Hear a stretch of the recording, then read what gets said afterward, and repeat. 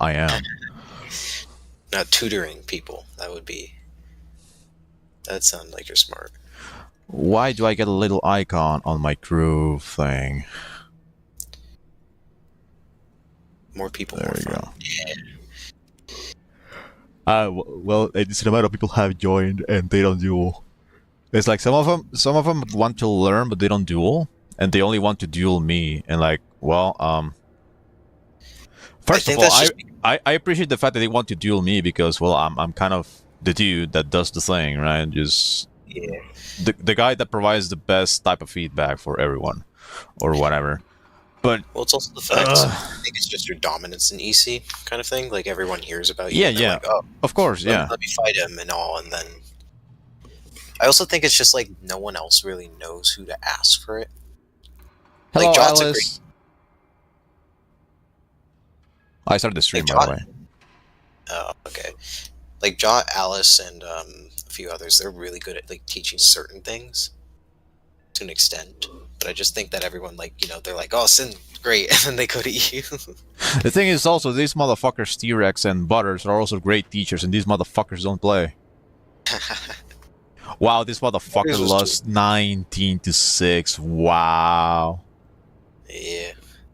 It was first few rounds I was like trying. Then I tried experimenting for I think rounds like 12 to 16, I and then I think tried one if you want to circle. experiment, you should only experiment on merge, not on whatever happens after. Well, that's what I was trying to attempt, but most of the time it just left the same thing. So it was like, how would I say it? Sometimes I would try and do more of an aggressive merge, but then I realized Peak was air braking or turning off throttle, so I'm like, okay, I gotta turn off throttle on that. Then I would just go too slow, so it's just messing around for that stuff. Alright, let's get rid of all this glorp shit clutter. Oh, I cannot get rid of this. I cannot get rid of chat. Alright. I want to see from your perspective what's happening here.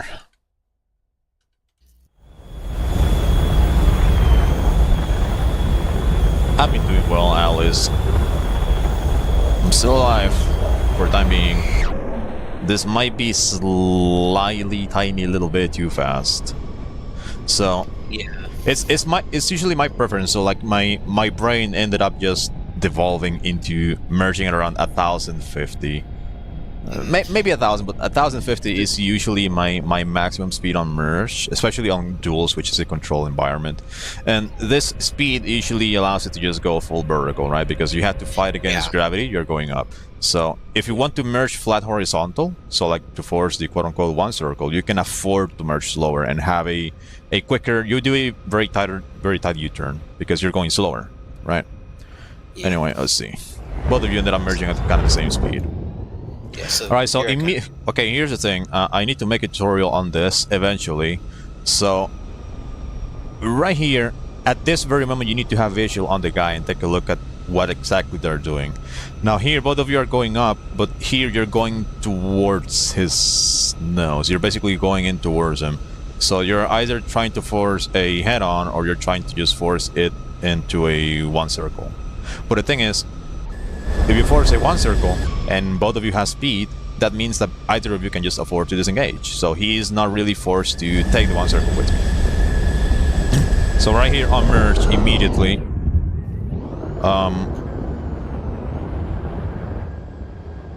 both of you have a massive offset. Yeah, you both of you have massive offset. So I'm gonna make a paint drawing.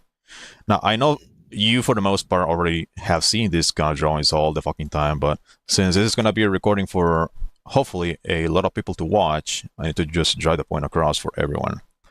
So you know what an offset is, right? So on this situation, let's say you're kind of meeting head on. So this is you. Actually, I'm gonna draw the merge. So both of you guys merge, and both of you go towards each other like this. So this is you, this is peak, and this is basically what's happening. You're turning into each other. So what's happening here is, as you can expect, what I'm about to say is you're passing very, very close to each other. There is a massive offset in here because technically, I guess if you draw the line, you complete the circle, it kind of looks like this, right? So technically, like if you complete the full circle for reference, it kind of looks like this, right? So you take a look at this and see, oh, the offset is not really that bad, right? It's like normal. Well, in reality, because both of you are going nose to nose, the offset has to be drawn the other way. So in reality, the offset kind of looks like. Hold on, I'm gonna draw this one this way, for example. And yours, I'm gonna draw normally. You can see the offset, right? You're literally just completely way the fuck away from each other.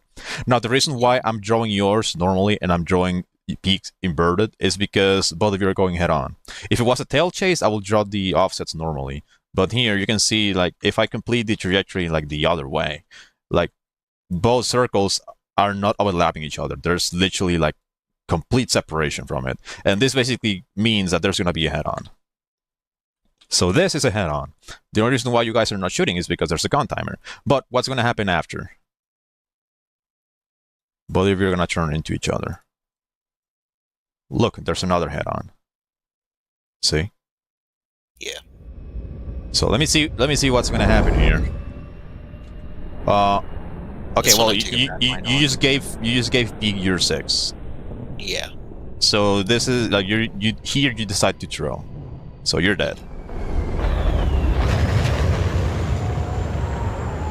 And now, look, Pig decided to take the initiative and just go aggressive on you, and because you're overspeeding so much, you're kind of just wasting his time, because he's on your 6 already.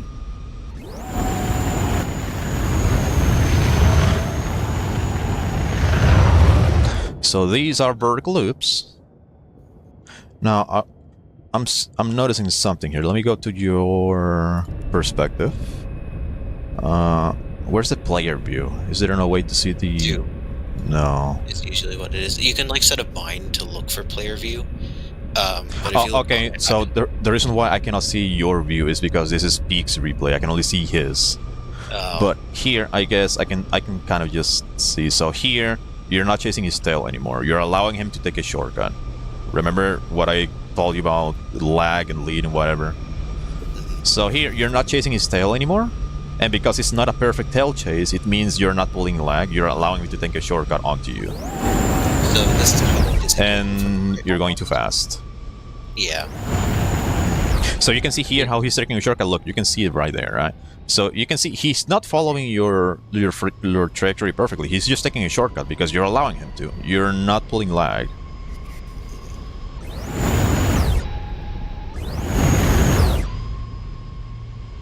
Okay, here this lag, you can see your trajectory is kind of perfectly aligned towards his tail. Like, if you complete this trajectory inside your head and go all the way around, you're gonna end up perfectly in his tail, right? So this is perfect lag for the time being. And here, like, Pig absolutely has the angle to just dip the nose, convert altitude into speed and angles. Like, he can probably do it right here, maybe? Okay, Pig decided to regain speed on his way down. Yeah. So typically what Pig would do is he regains his speed and then he goes to just do one kick and pull to kind of just get energy. Here, okay, here Pig definitely has enough speed and separation to just pull you in and go aggressive on you. Yeah. And that, yeah, he's catching in his energy, look. And he's got angle again. And he'll kill me right here, I'm pretty sure. You're dead.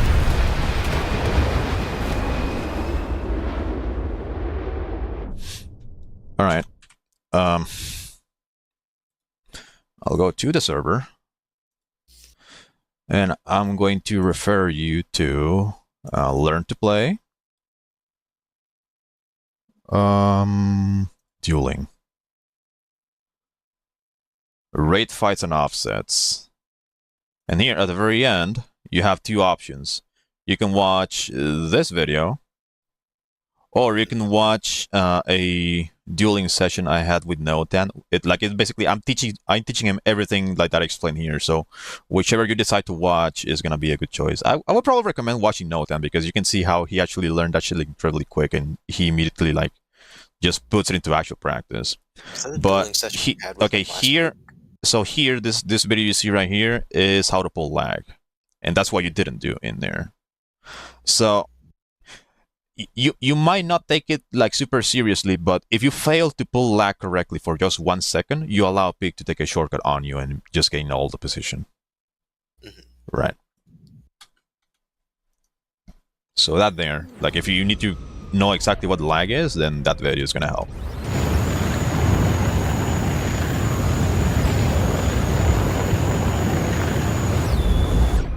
Merge speed, yeah, I guess 1100.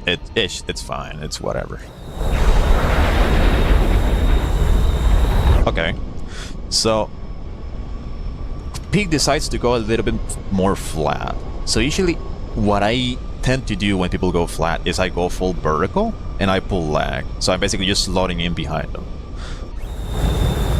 Okay, you're doing that. Okay, nice. Now here, you can see, I think he's trying to go a little bit too aggressive, and the gun timer is still on. So technically, you could maybe force a head on if the gun timer didn't exist. But because he is going like a little bit aggressive on you, he's trying to play for radius. He's trying to force the fight into radius. So yeah, like, you can see he's trying to do an uppercut and get very close to you, right? So that's what radius is all about. So what I do here is I go down.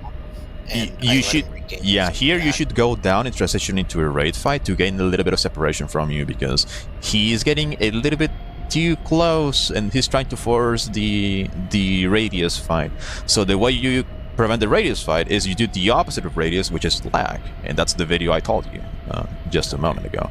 So here, what I will do is that I just go full lag behind him. Oh yeah, he's going immediately for radius, and you're falling into it. You're falling into it. So, question. So I should have went down and continued down rather than pulling in, so that way. Yeah, I think so. Get a shot on me then. In this situation, he is baiting you into a stall fight, and you're taking it. So what you should have done is you should have just dipped towards the ground and disengaged. So here, you might still have some time to save yours. No, it's too late. I think I'm full aggressive, and he's also just really yeah. So let me see if I can go back and see from his perspective. Is this the same one, or are you dead yet? I think this is different. Okay, this is the previous round. Okay. Alright, because this is Pig's replay, I'm gonna see from his perspective, and you'll be able to see even better what he's doing. Alright, so merge.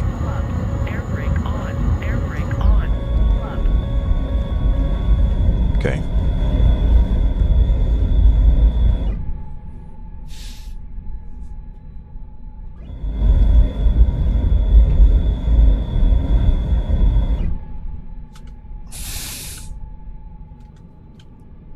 Fuck me. Okay, here you can see he's basically trying to pull into your wing. So he's not pulling into your nose, he's not pulling into your tail, he's pulling into your wing. That's what radius is all about.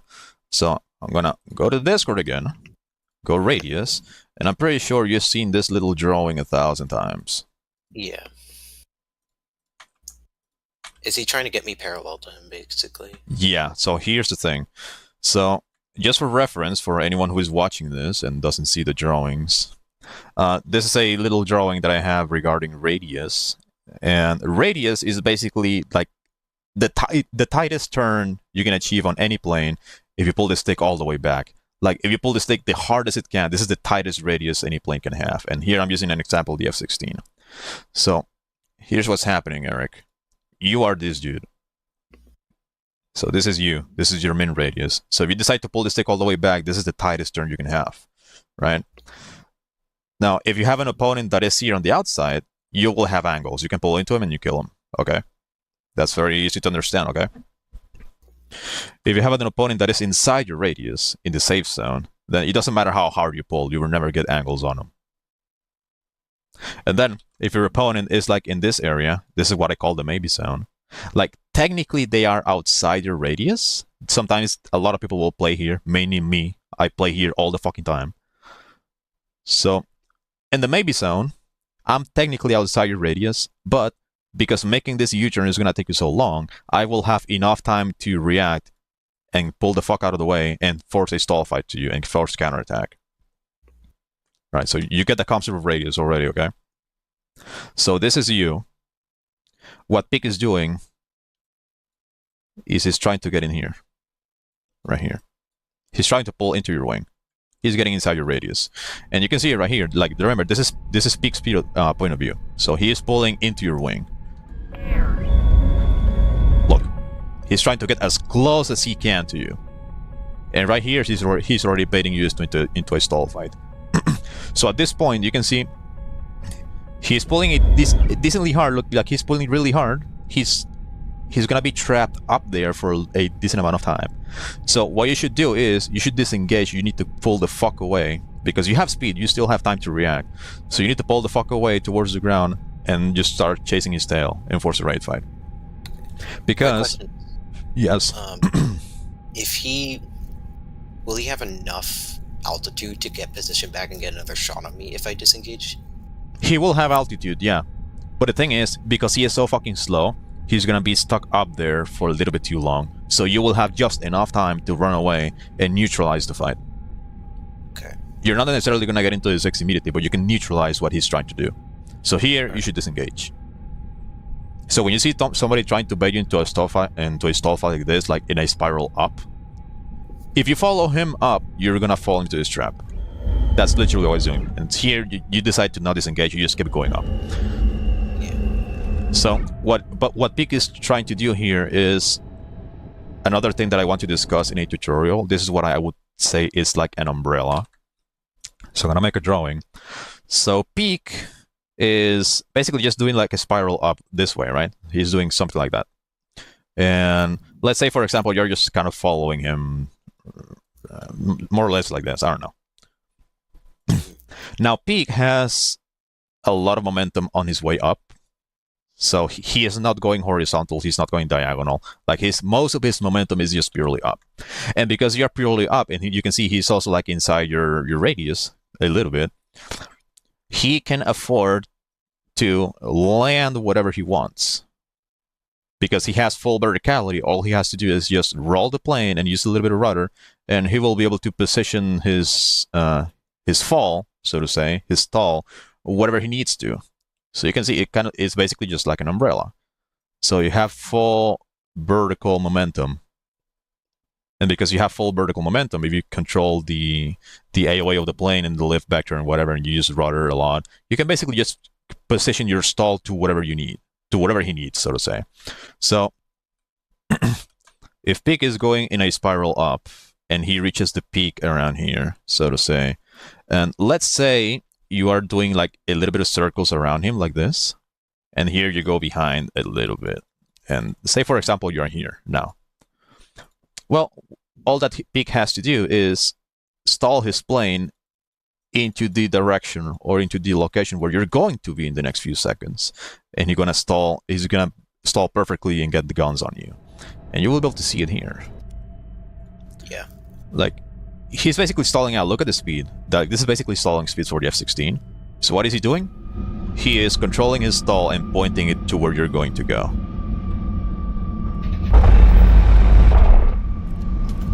Get the fuck out of my face. There we go. So that's basically what he did. Let me see if I can go back again. So you'll be able to see everything from start to finish again. So this is Peak point of view.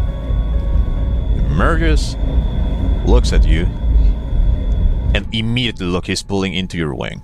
So he's immediately trying to close the distance, get very close to you. And if you allow him to get that close to you when you don't really have like a good position, he's gonna get into your radius and he's gonna put pressure on you. That's exactly what he did. So you can see he's pulling into your wing. He's going very aggressive. And here you're following him into his trap. So here you probably cannot see it or feel it too well, but he's pulling a fuck ton of rudder in here to position his nose to where you're going to be, and you're dead. Yeah, I noticed it, but I didn't know whether to go down or up because I thought if I went up. No, you need to go. You need to go down. So when somebody tries to bait you into a stall, so let me make a drawing of something that I do all the fucking time. I'm gonna draw that exact same merge that he did. So this is you. This is a side view of the merge. So this is you.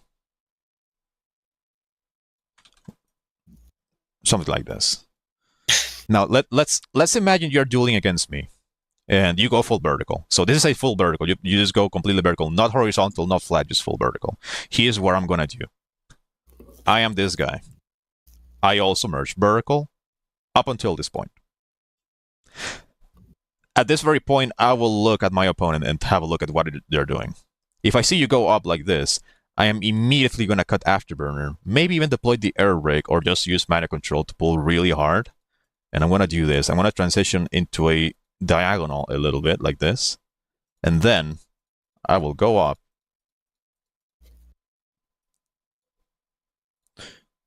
And if we look a few seconds into the future, what's this look like? This probably looks familiar to you, right? Remember when we duel Mirage 2000s and shit? I kept doing this. You basically can just pull in. I usually almost always use to go full vertical up until this point. And at this point, I'm looking at my opponent to see what kind of merge he did. And if I see you go full vertical, I will immediately slow down either by cutting Afterburner or pouring the air brake, or in this case, just using mana control. I try to bleed a little speed, try to get just under your trajectory, and here I'm basically kind of like forcing a reversal. And now I'm on your 6. But here's the thing. This is very similar to what Pig just did. Like, he's baiting into a stall fight, because if you pay attention to this, if you decided to go up and follow me, I wouldn't have a need to do this. I would have just kept going up inside your radius like this. But this is like a different flavor of the same thing. So I'm not going to do this. I'm just going to simplify for you. So here, I'm basically just going full aggression inside your turn. And I'm immediately putting pressure on you. So here, technically, like if you decided to disengage against Peak, this is what you should have done. But technically, I'm on your 6, but all the way up here, you can see I maneuver a fuck ton. Up here, I'm only doing 450. But you're going 700. Yeah, 700. I'm technically on your 6, but I don't really have the speed to catch you. So, what is your bet? What should you do? You immediately go for lag. What is lag? You chase my tail. You refer to the video I linked you. So what do? Use this little bit of speed you have, because you can see I went aggressive way too much. All you have to do is just disengage, and I'm gonna spend a decent amount of time up there because I'm so fucking slow. And what you do is, you just go around the circle towards my tail, right? You run the fuck away. Because by the time I regain that speed, you're gonna be already like neutralizing the thing. So am I more just making sure that you just don't get the ability to take a next shot on me when I do that? Wait, say again? Because like when you're at 450, and if you come down to the F16, you're probably gonna hit like 600 or 700 in the bottom. Okay, but here's the thing. You have 700 here. You need to fucking cash it in. Okay. You need to cash it in as much as you can, like safely, so to say. Because if you cash it in, you're also going on your way down. But if you cash it in, you make your turn so fucking tight that even if I regain my speed, I will not be able to get nose on you. Now, okay, so I'm tightening the circle. Okay, what happens if you don't cash in the speed and you end up overspeeding? That's the main issue you've always had for like a year. You create too much separation. Look.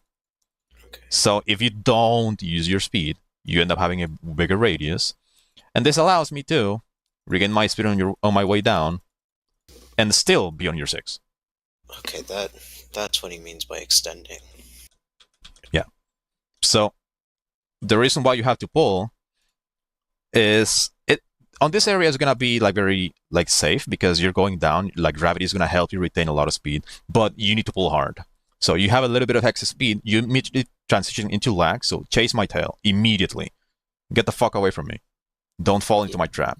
So because you have more speed than me, then you transition into lag, and you make sure to cash in a little bit of the speed to just have a very tight radius like this.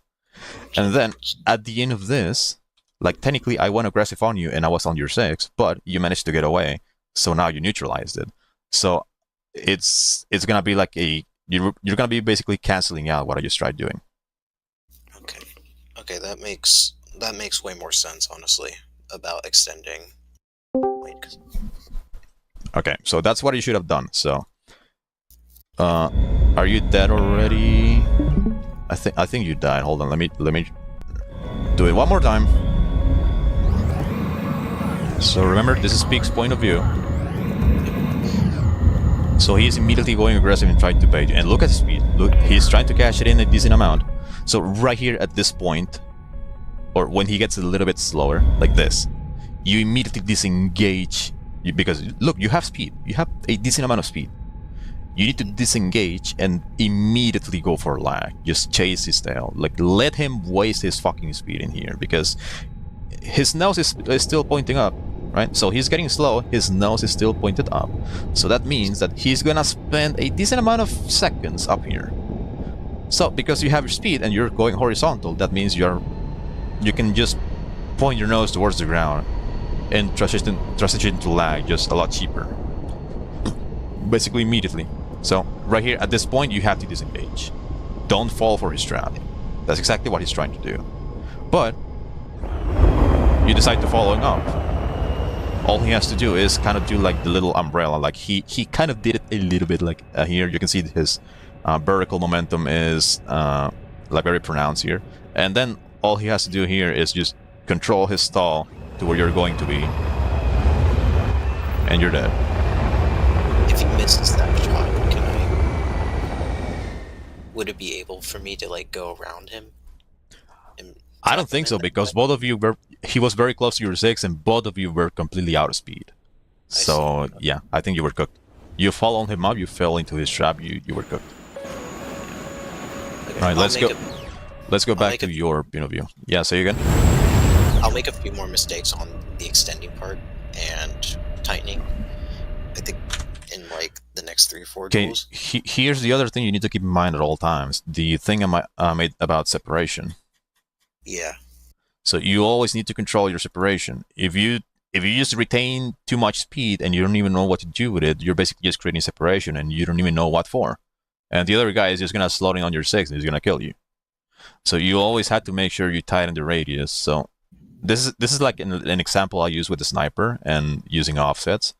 So the kind of example I'm using here is that the sniper is not stupid. Like, the sniper here is gonna be at the very center of the circle, which is like the worst location he can be because he's never gonna be getting a good angle on you because aiming with a sniper scope at very close range is just really fucking uncomfortable, right? So what's the sniper gonna do? Well, he's gonna step aside a little bit, create an offset, and in this location, when both of you are gonna have a lot of separation between each other, that's the best opportunity he has to take a shot. And in the context of War Thunder, it's not necessarily the opportunity to take a shot, but the opportunity to maybe just pull really hard and get closer to his 6. But that's basically what it means. Like, the sniper is not stupid. He's gonna create an offset, and because here you have a lot of separation, it's gonna be a lot easier for him to aim. So your counter should be, instead of retaining speed indefinitely like this guy is doing, you try to pull hard to make his time a lot harder as it used to be a few seconds ago. So here, you pull hard, you can see you tighten your radius, you're cashing in your speed a little bit. You tighten your radius, and that tight radius actually provides you with safety. And that's what you basically need to do here, right? If you retain too much speed without using it, you allow him to regain speed and recover from his mistakes and whatever. So that's why you need to cash in speed. You always need to control separation. If you have a lot of speed and you don't know what to do with it, you're already losing and leaving a lot of breadcrumbs of position behind you. Okay, right here. So you go horizontal. Okay, you're horizontal, and then you go up, I presume. Okay. Okay, so the verse is like neutral, and here you're pulling into him. You're not pulling lag. You're trying to go for like radius. So you can see you're not pointing towards his nose, you're not pointing towards his tail either, you're trying to go towards his wing, which means you're trying to play for radius, sure, but this is kind of like a head-on.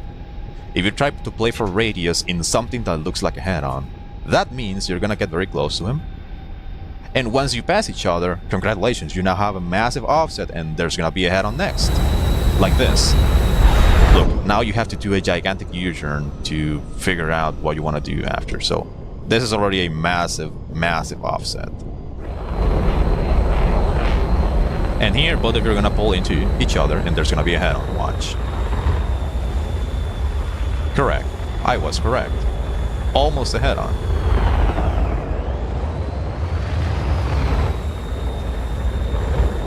There's an offset here, I think, in the favor of Peak. So maybe if he regains a little bit of speed here, he can just pull into you. Not quite. But that offset, like what you did, created an offset incredibly uncomfortable for both of you. To where it would have been almost guaranteed to force a head-on if either of you had a little bit more speed. Now here, he is trying to do an umbrella thing again, trying to play for radius.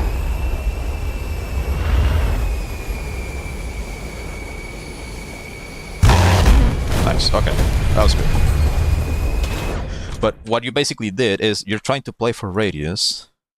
Where's the picture? Let's go radius. Here, the picture once again. So you're trying to play for radius while the other guy is right here.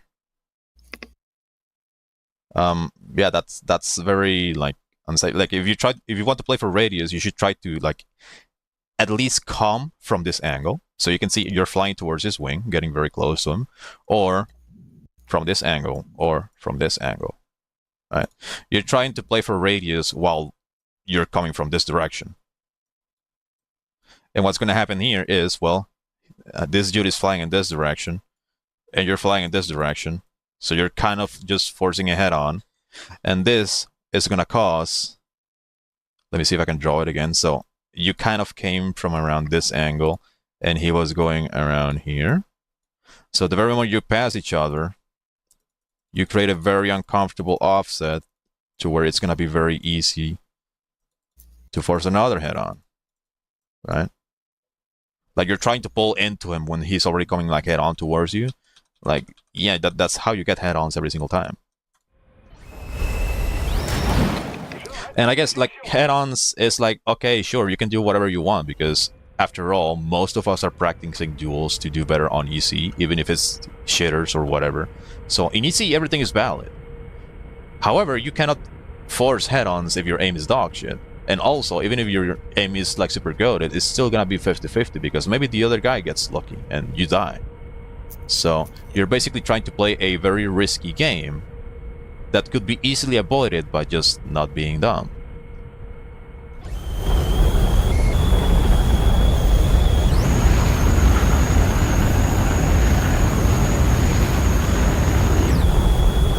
Right, what speeds look like? Okay, you're merging a little bit slower here.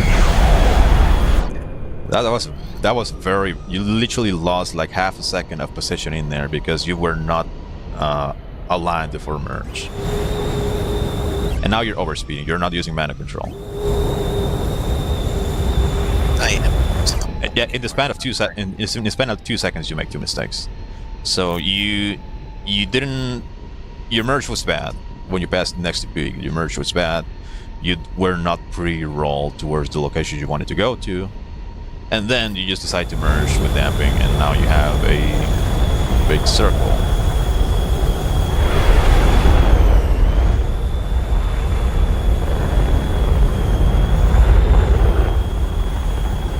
Peak is doing the smart thing, kind of, because he decided to retain speed on his way down, and he only started pulling when he was flat horizontal. He's basically just retaining a lot of speed. And here you're a little bit slower than him. And also, because you're slower than him, you should try to avoid going vertical, because this is gonna just drain your speed. Like, doing these kind of verticals if you're slow are only like useful if the other guy is also slow. Because you can trade a little bit of offsets, I was saying.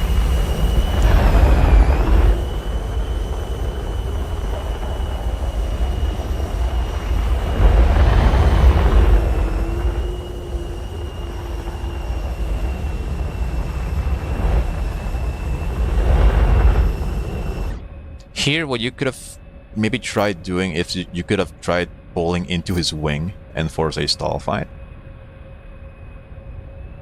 I feel like he would have disengaged from it though, because of like how I was. See, it's going. like he's trying to pull into you. Like right here, he's trying to pull into you, and you're kind of somewhat cooked. So I think kind of like the last resort would have been to get inside his radius. So I'll see if I can take a screenshot of this.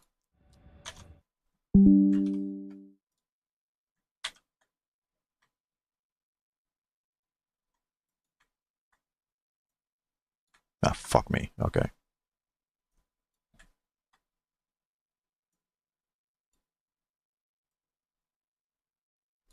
There. So he's trying to pull into you.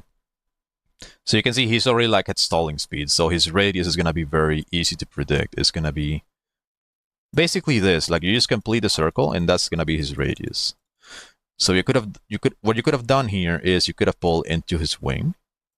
Maybe.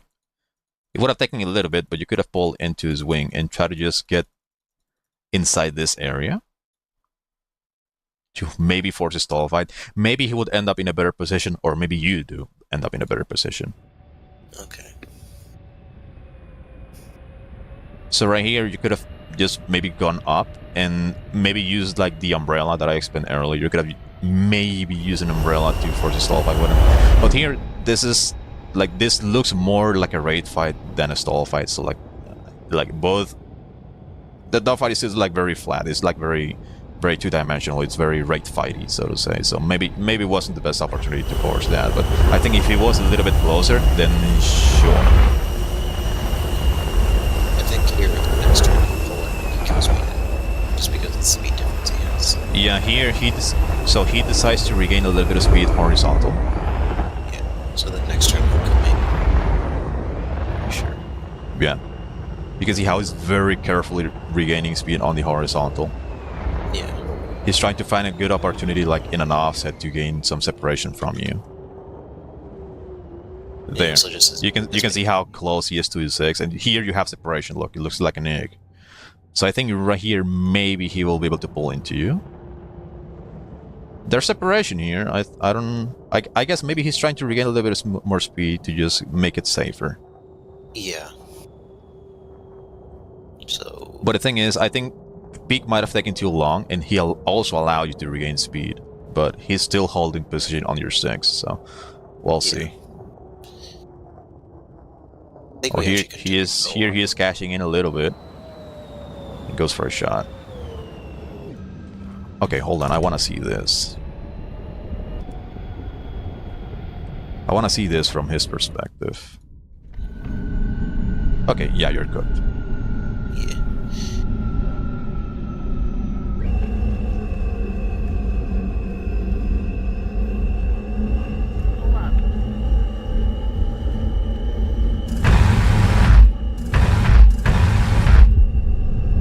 There you go, wings out. I don't need them.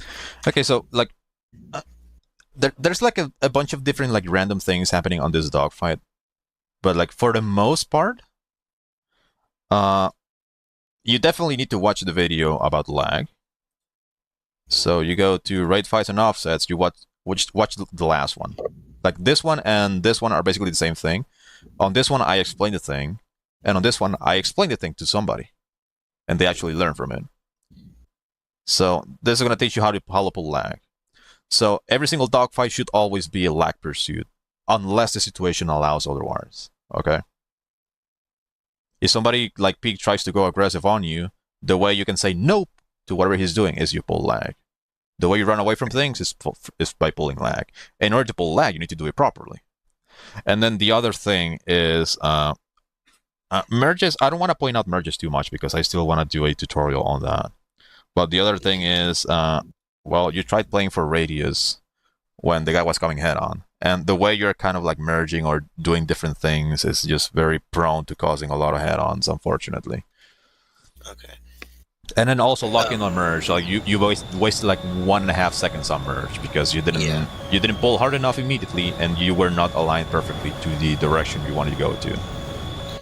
I don't want to take up too much of your of time that you have. So there is another fight that I want to go. It's more at the end. I don't know which one it was, but basically I had a lot of position on to peak to where it was like last time when I didn't hit enough. And then there's two. In the last one, there's a lot more stall fights because the fights will usually happen the same way. At least the first like 7 fights, it will be people do this offset. You'll get the energy back. That's just because of how Okay. I'm merging. So this merge was very neutral. Everything so far so good. Here you're going a little bit too fast. Okay, you're catching it in. That's good. All right. So far so good. It's neutral. Neither of you is gaining over the other. It's just vertical loops.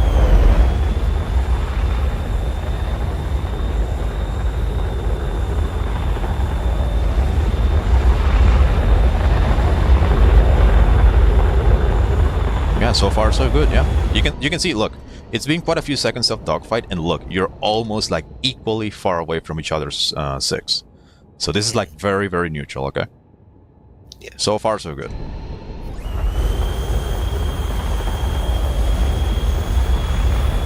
I think Peak might have been a little bit slow here. Might have gotten a little bit too slow.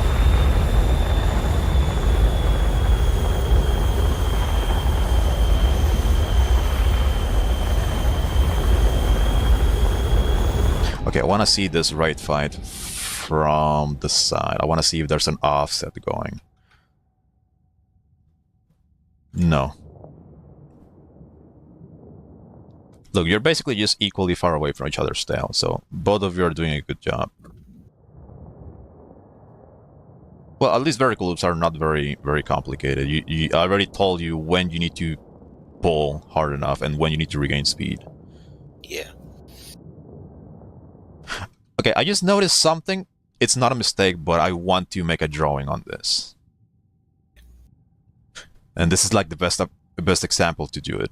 So, take a screenshot.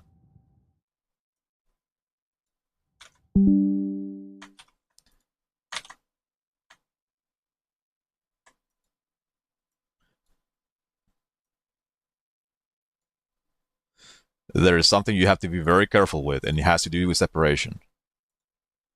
So, you can see, well, obviously, Peak is on the other side of the circle, right? He's doing vertical loops with you. What do you think would have happened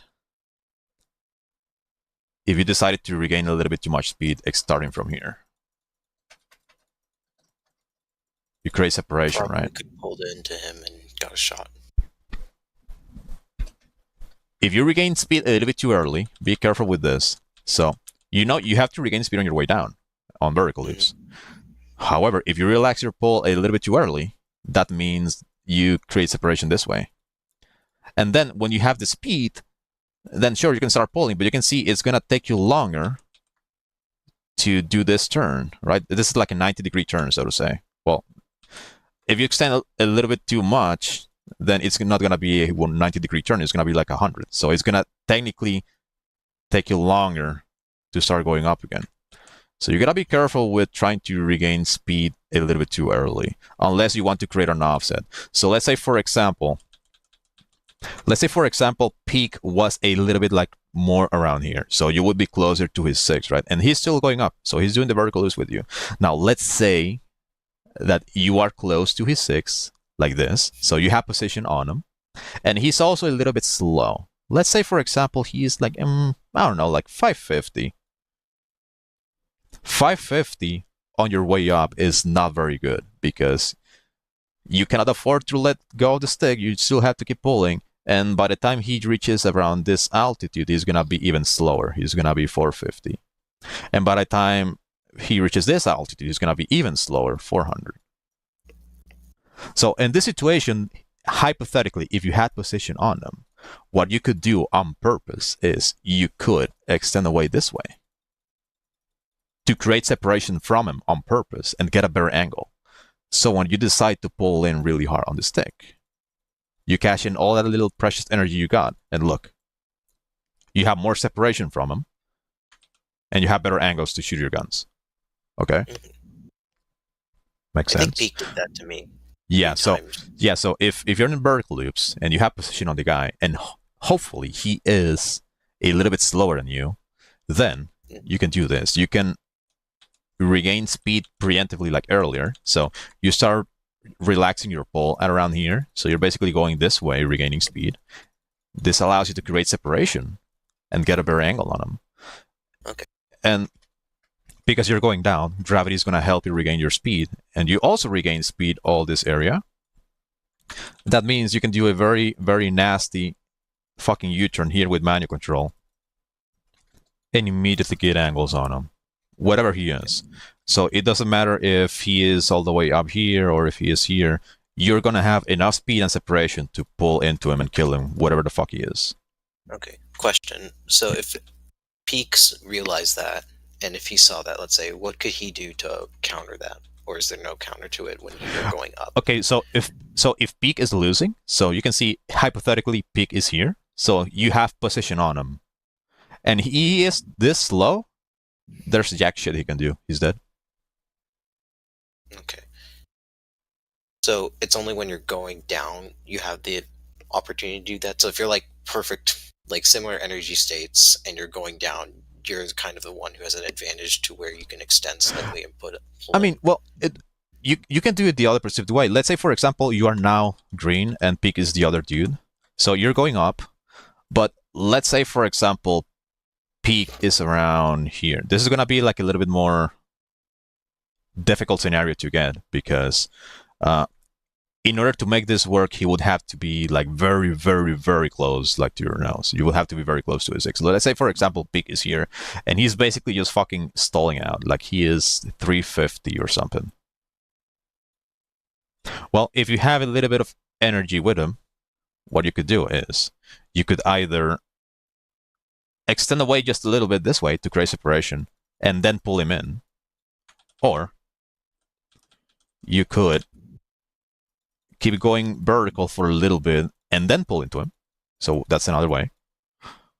Or the other way that some planes can do, like the Hornet, you could continue doing the little bit, and then pull with manual control as hard as you fucking can, pull as much away, and you can force the nose of your plane to drop early. And then you'll be able to intercept them around here.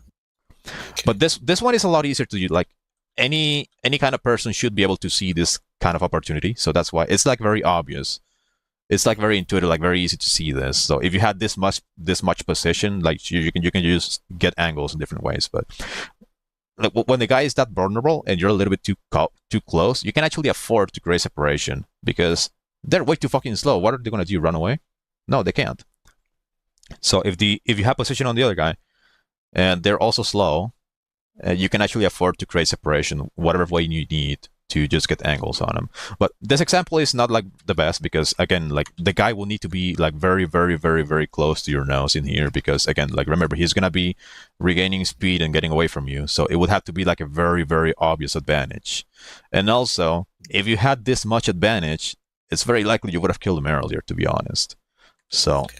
let's get back to square one. So once again, look, it might have seemed like here you relax your pull for a little bit, like a little bit early. It's fine. But say for example, if Peak was again like he was here, and he was also a little bit too slow going up. So again, we talked about 550, right? So if he was this slow already at this point, that means he's only going to keep getting slower and slower and slower. He's going to be very vulnerable for a really fucking long time. I already explained to you what vertical loops look like, right? So you have the apex, you have the vulnerability window and the regain window and whatnot. You have all those things in mind. So if Peak is this slow already, that means he is also going to be even slower all the way up. He's going to be incredibly fucking vulnerable this entire fucking time. He's gonna be trapped in here. There's nowhere he can go. Now, in this case, on this particular scenario, it might look like very uncomfortable to get angles on him. It might take you a little bit too long. So your best choice would be to extend away a little bit on purpose to create separation. And then once you have separation, it's gonna give you better angles. You're also going down. Gravity is gonna help you. you can afford to just pull a fuck ton of Gs with manual control, cash in all that speed you got, and just basically do a U-turn and kill him, whatever he is in here. Like, he is not gonna get away. He's basically just dead. So, in a scenario where you're doing vertical loops, and your opponent is very slow in this area, you can, like, if you have a good enough angles, you can just immediately pull into him and kill him, right? But if you don't really feel like super comfortable and you want to make sure, you can just preemptively gain a little bit of separation, which is also going to allow you to regain more speed because you're relaxing your pull in the stick, right? So you regain speed here, you create separation, and then you cash in all that fucking speed to do a massive U-turn and kill them.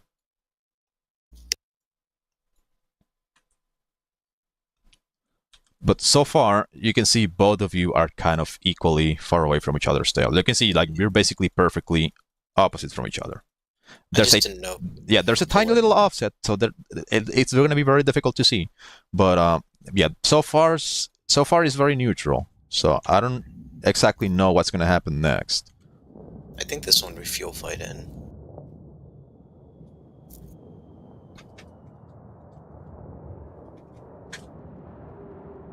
Oh, there's like a little bit of horizontal movement going on in here, I think. Yeah. Yeah, okay. Oh. Peak is trying to transition it, and I'm just countering it. Okay, here you regain speed a little bit too early. Look. You can see how you're going, your horizontal momentum is way bigger than your vertical. So you're creating a little bit too much separation from him. That might be backfiring. So be careful with that. Like, be careful with regaining speed too early. Okay. It's fine. I don't think either of you is good. Actually, Peak has a little bit of position on you. Yeah, he's got position. But you're still, like, just fast enough to where he's not really gonna be able to do anything. So I think the fact that you gave him that separation allows him to just pull a little bit harder and get position on you. So you gotta be careful with how early you regain speed on your way down. There you're overspeeding a little bit. You cash it in, yeah. It's fine.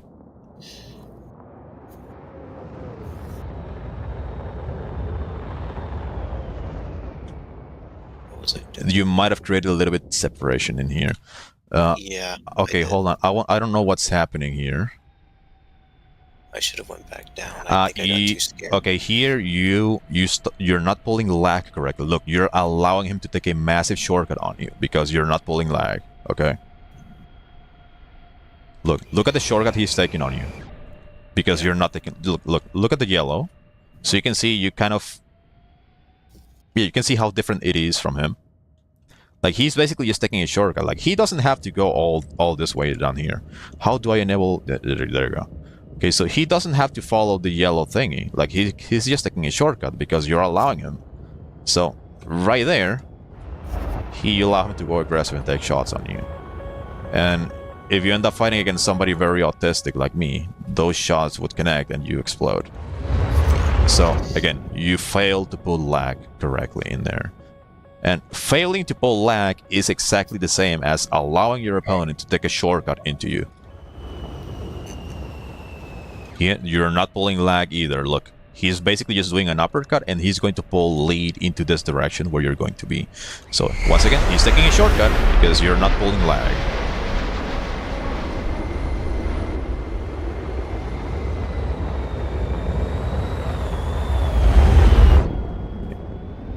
You could have saved yourself if you pull lag in here. You can see how slow he is, and you have a little bit of energy over him. So if you pulled lag into his 6 correctly, you might have been able to neutralize the fight. Well, it's probably gonna be very close to running out of fuel either way, but look, you're not pulling lag either. You're basically just allowing him to pull perpetual lead towards you. You're not pulling lag.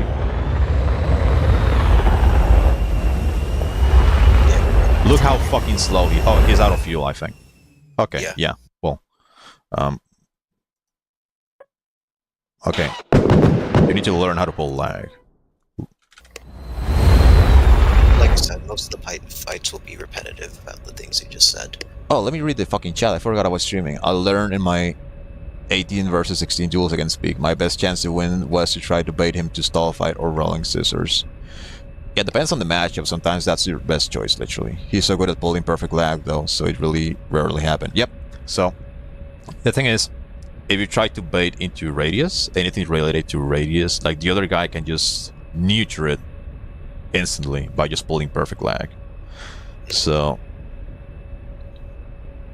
let me see if I can showcase what Peak did on this video. Just so I can show it to the stream real quick. So, technically, if you learn to pull perfect lag, you can always just like avoid any attempt of like your opponent pulling radius on you. But you can see here, like I am the right fighter. This is duels that I fought against Peak. But here we are doing F16, which is me, against him in the Hornet. So I'm pulling perfect lag. This might be a head-on. Let me see if I can restart somewhere in here halfway through.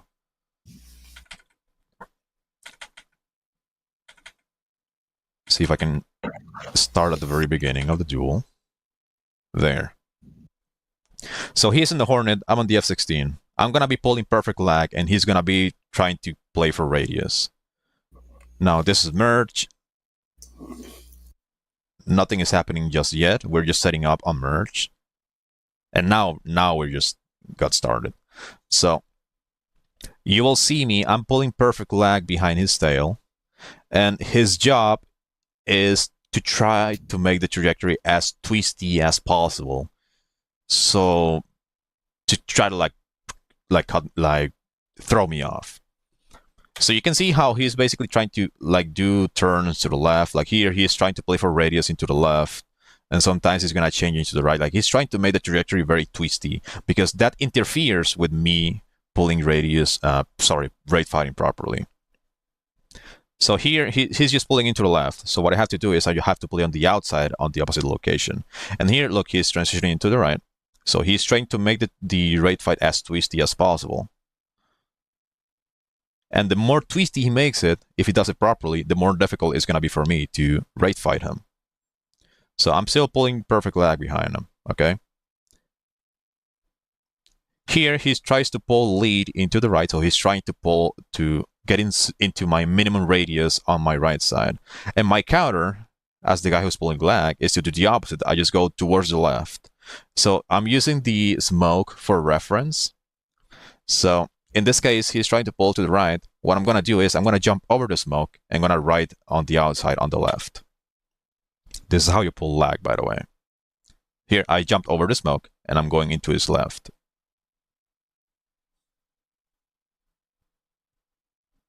There, I think he's going to be going up again and he's going to be transitioning into a... Yeah, he's putting a lot of lead into my left. So what do? I have to get the fuck away from him. I'm going to jump over the smoke and start riding on the right.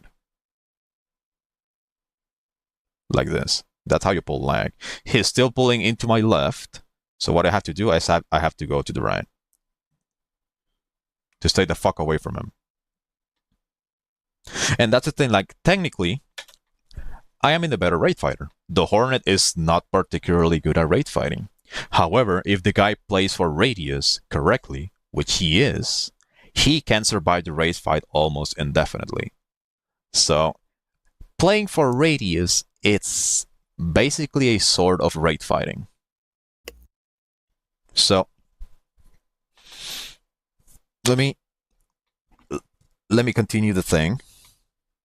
Actually, Eric, do you want to do a little exercise with me on duels? Just to drive the point across.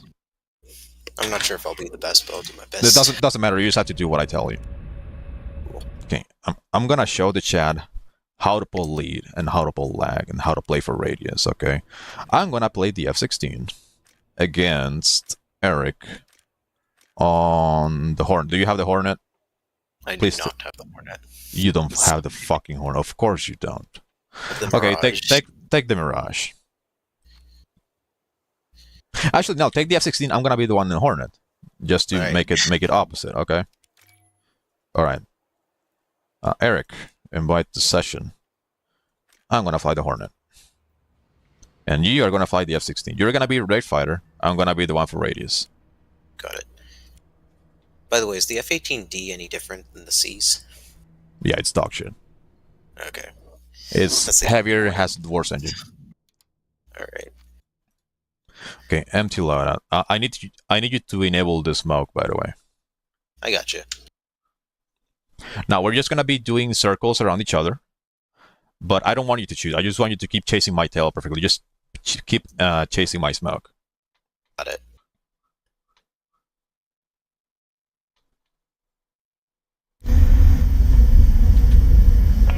All right, enable smoke. Yep. Now I'm just gonna merge normally and whatever, and afterwards, like you can just start chasing my tail, whatever. Got it. So merge. I'm gonna slow down. I'm gonna let you catch up a little bit. It's fine.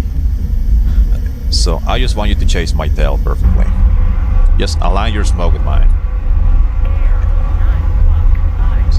So basically, this is a raid fight, okay? I'm chasing his tail. He's chasing my tail. Nothing is happening. Now, if I keep it this way forever, he is eventually going to win. Because he has better sustained turn rate than my plane. Even by just a little bit, he will have an advantage over me. Like, eventually, technically, he's going to win. So if I keep doing this forever, he's going to have the advantage. Now, I'm going to transition this into a little bit of vertical loops. You just follow them. You just follow them. Try to force vertical loops a little bit. I love raw.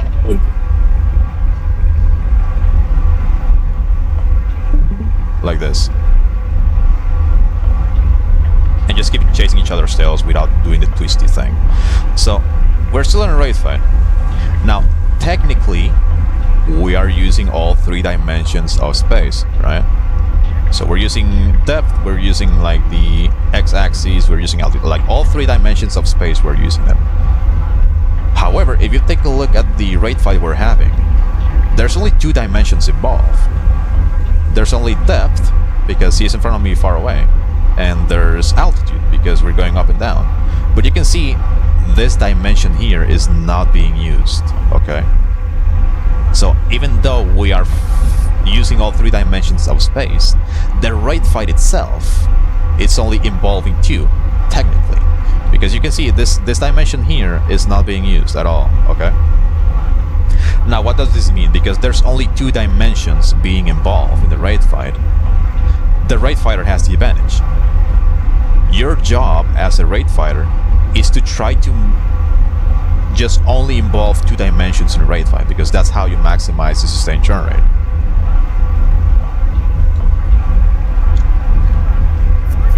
I'm gonna J out. I'm gonna go to the drawing board.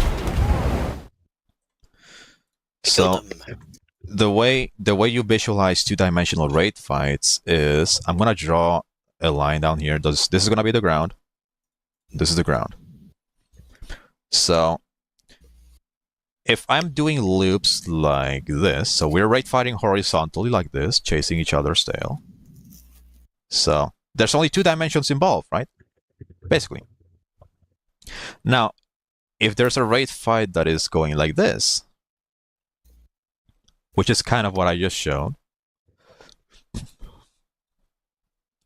technically there's 3 dimensions being involved, like in space, like in the actual space. So we have altitude, we have, I don't know what to call this, like the horizon, and then you also have the depth, right? So all 3 dimensions of space are being utilized. However, from the perspective of the guys who are raid fighting, only 2 of them are being used. If you are the raid fighter benefits from keeping the raid fight in 2 dimensions, because that's how you maximize your sustained turn rate. You're basically perfectly chasing the guy's tail, regardless of what the raid fight looks like from a third-person perspective. So it doesn't matter if the raid fight looks like this. It doesn't matter if it's like perfectly vertical like this.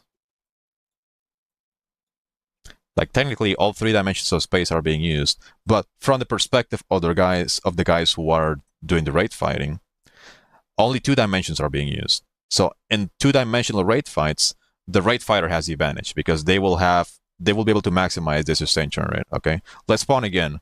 I'm gonna show you what I mean by doing the twisty stuff. So when you do the quote-unquote twisty stuff, which is radius, you're playing for radius, you're involving all 3 dimensions at all times. And because you involve all 3 dimensions, the other guy is gonna have a harder time maximizing his sustained turn rate. And this is what I'm gonna do here. So right from the get-go, I'm gonna immediately play for radius. I will not allow him to raid fight.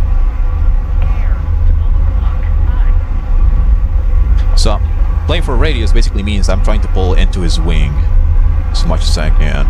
Here he's giving me a little bit too much separation, so this is either a head-on or he just ignores me. Right, I'm not gonna shoot. I'm just not gonna shoot. I'm gonna let him reset.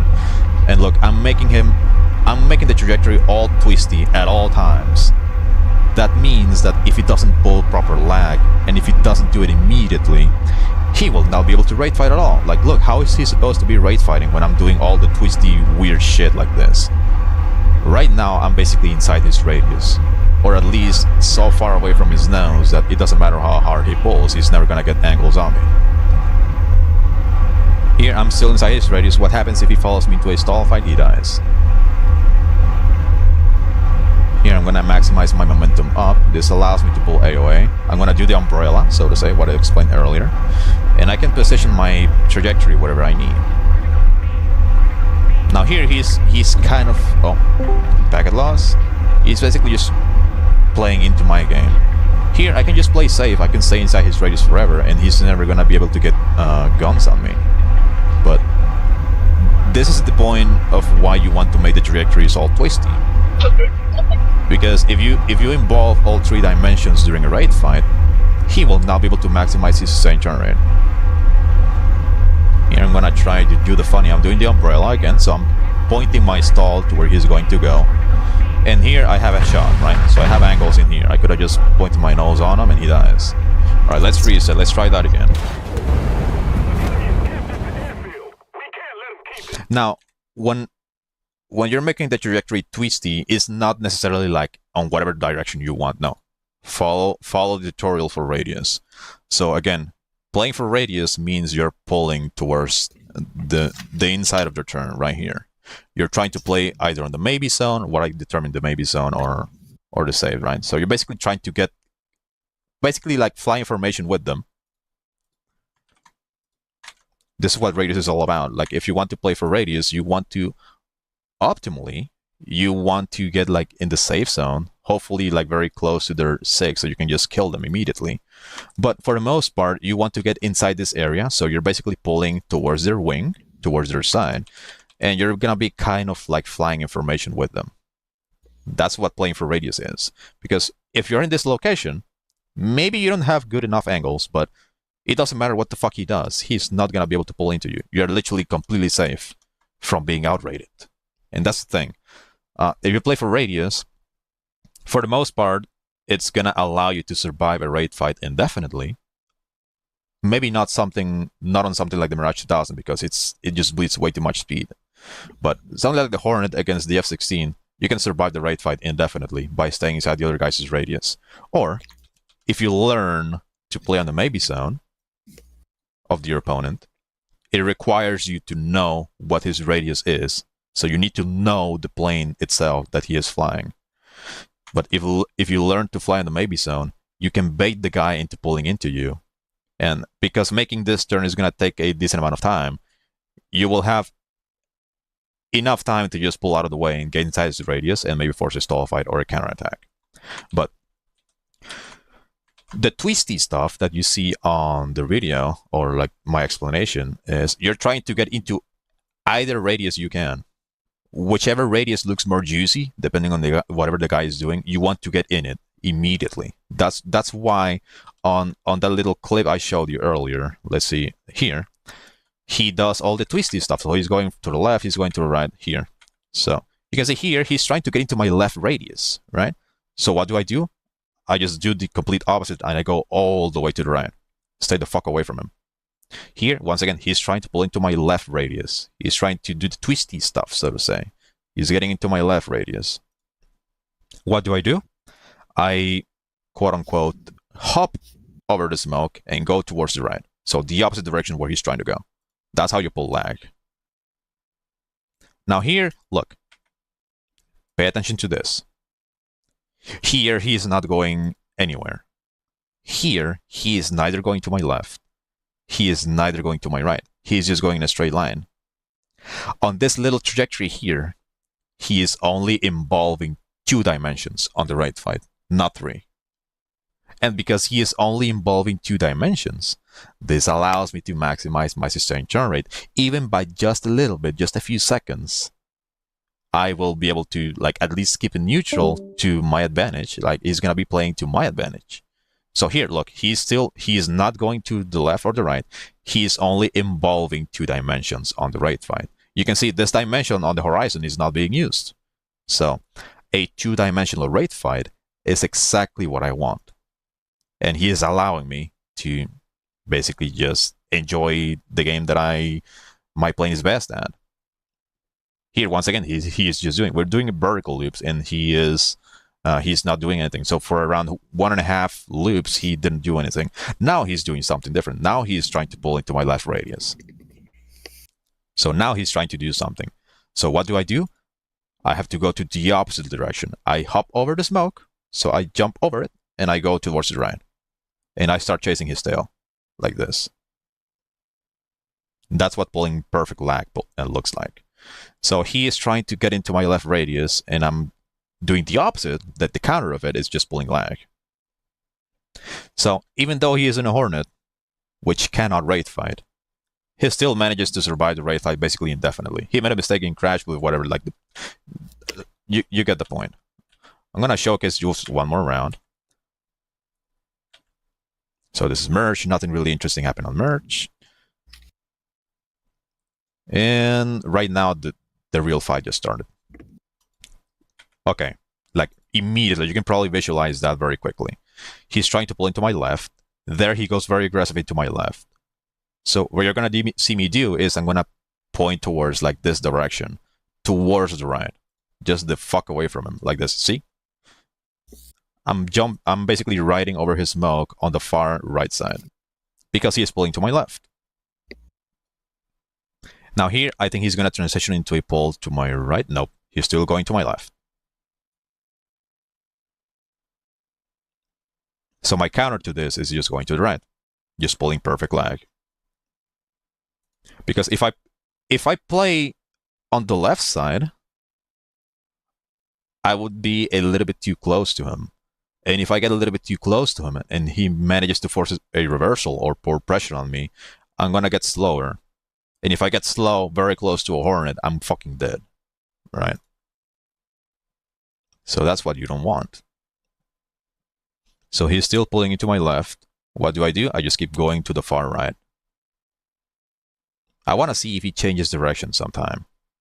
Oh, there maybe.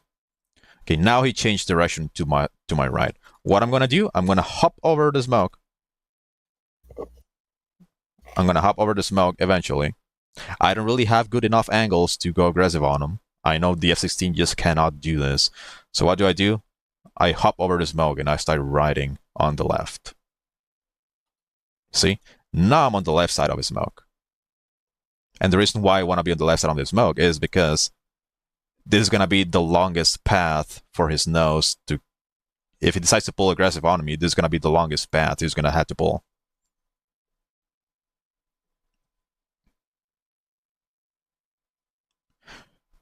So again, the reason why he has to do this, he has to play for radius as often as he can, is because this makes the trajectory very twisty. He is involving all 3 dimensions of space during the dogfight.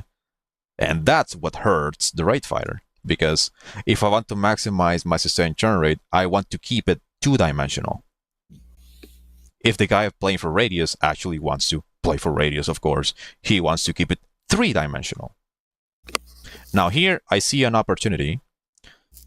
So because I'm going up, I have a little bit of separation, and he's also here, like, he's pulling a little bit too much lead, probably.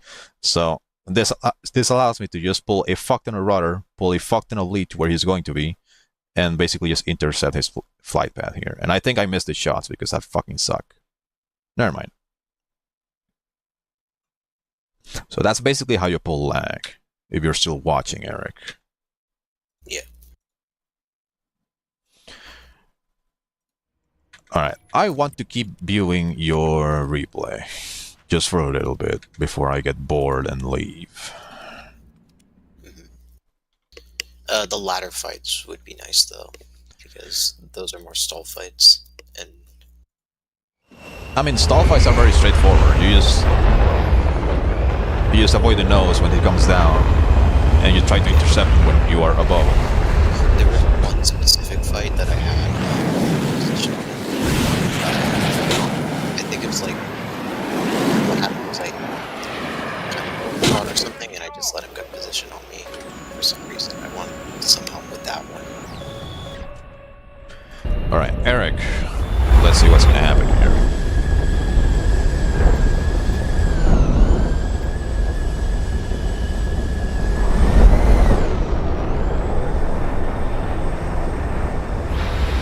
Overspeeding.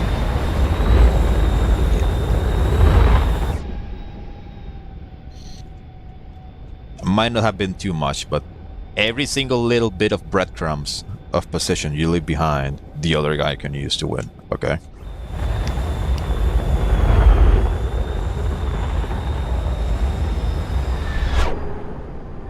That's gonna be an incredibly uncomfortable offset. I think right here he's literally just gonna force a stall fight because he is slower and you're also compressing on your way towards the ground. Yeah. Is he gonna force it? I think he is. No, maybe not. You just managed to get away.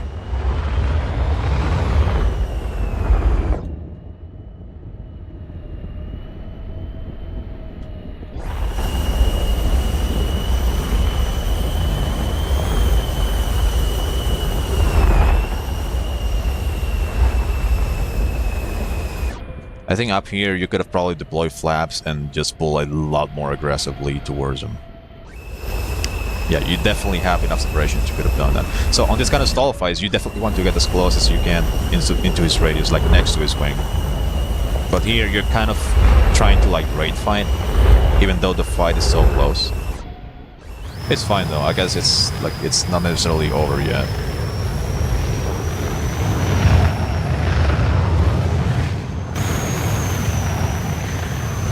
You do have a little bit of position on him, but you decided to cash in your speed, and it was a very massive gamble because he was still going fast enough. He basically just was able to ignore you.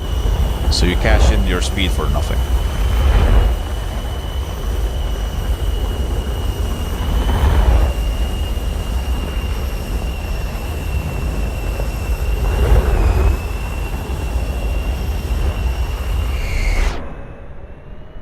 There, the very moment you saw him go up, you should have assumed he was going to force his stall fight because he's not necessarily going super fast. So going up that aggressively when you don't really have that much speed just means one thing, right? So here, like exactly at this point that I'm looking at, you should have just pulled a fuck ton of lead and get very close to him and follow him into a stall fight. So the guy is pulling incredibly hard, and what you should have done is, given by the angle, like it kind of looks like you will be coming from this direction if you decide to pull into him, and that's what you want. Like if you manage to get inside his radius and this far off behind his 6, you'll be able to get a free shot. But instead, you decided to go down and continue the raid fight when you had a good opportunity in there to just go for the stall fight. And here he's gonna do the funny umbrella. Look how he is repositioning his entire trajectory into a stall. He didn't quite time it right. I guess you barely managed to get away from it. It's fine. And here he's pulling perfect lag.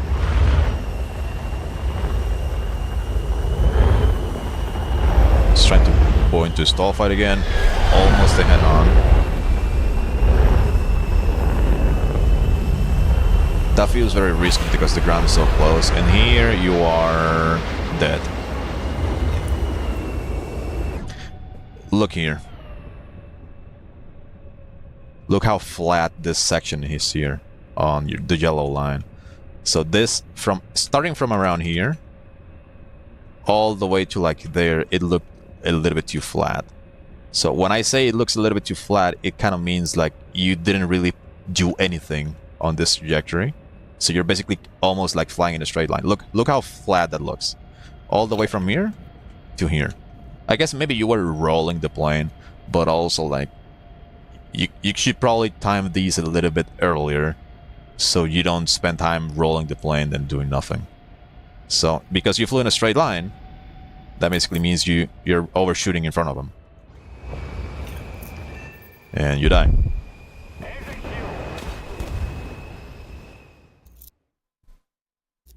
Okay.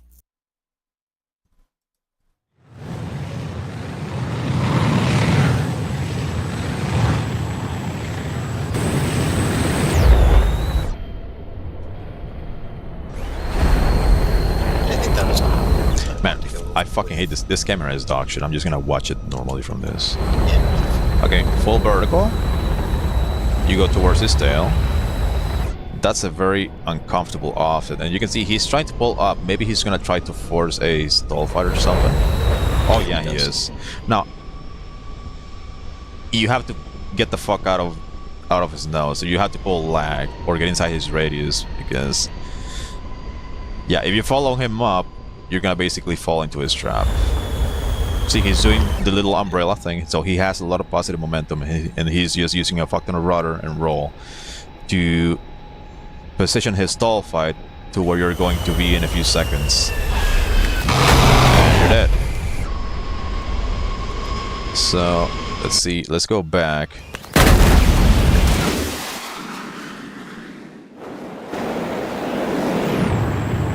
I don't know if it's the same one. Yeah, it's the same one. Okay. So, here. I don't know why you tried so hard to pull into people when you don't even have a shot because of the gun timer. But anyway, here you fly so incredibly close to each other, you basically have a disgusting offset that is just gonna be a recipe for head-ons. Or I think here he has a better entry into the stall fight. So what you should have done is you should have pulled a lot harder to get inside his radius as much as possible, and he wouldn't have been able to get nose on you. So here you should have just pulled so fucking hard, like the hardest you ever pulled. Pull the flaps, get inside his stern, and just cross your fingers you avoid his shot. But here you decide to do nothing and you just keep flying in a straight line up. And you can see he barely has to pull any effort into rolling or using rudder to position his stall. Basically just fly.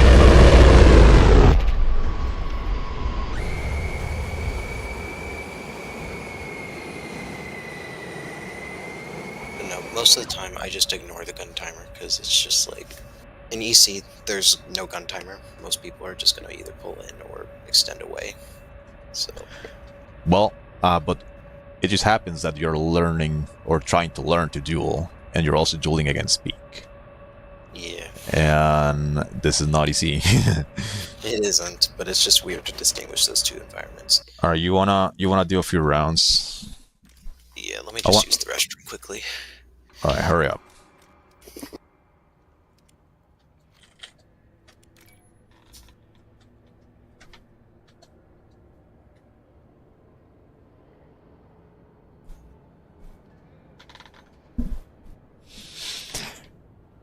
New knowledge acquired. Yes. So there's a decent amount of tutorials I want to make, but I genuinely cannot be asked because ADHD. But something that I've noticed, or at least something I've been thinking about, is that whenever you look at tutorials on the internet on how to dogfight and whatnot, everything is way too binary. And the way people explain dogfights, it doesn't matter the video game or whatever it is, even if it's like real life training. Like dogfights are always categorized in either one circle or two circle, right? So one circle is like technically just nose to nose. So you have one opponent pulling into the other guy's nose like a retard like this, and it's either scissors or falling leaf or whatever.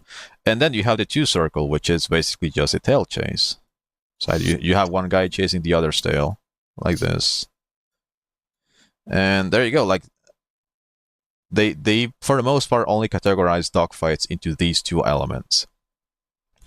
And at least in the case of War Thunder, from the perspective of War Thunder, I don't think this is the case. I think there's actually three. And I'm going to show them right here. So the one on the very left is going to be, well, the two circle, although I don't really use the term two circle. I just use lag or rate fight. So you have the two circle or lag. And that's the same thing, right? So it's a tail chase. So you have two people following each other's tail, sometimes with an offset that looks like this. That is lag. The thing that I showed you earlier about jumping over the smoke and chasing the other guy's tail, or like going in the outside, basically looks like this. That's lag. Sometimes the rate fight is going to look very twisty, but it's still a tail chase, okay? Now, there's a middle ground for me. I think the element in the middle is radius. So this would be like the equivalent to the one circle. Technically, it's going to be the one circle. But the thing is, what I'm going to explain here next is also going to be one circle. So there's two one circles. So this one is going to be radius.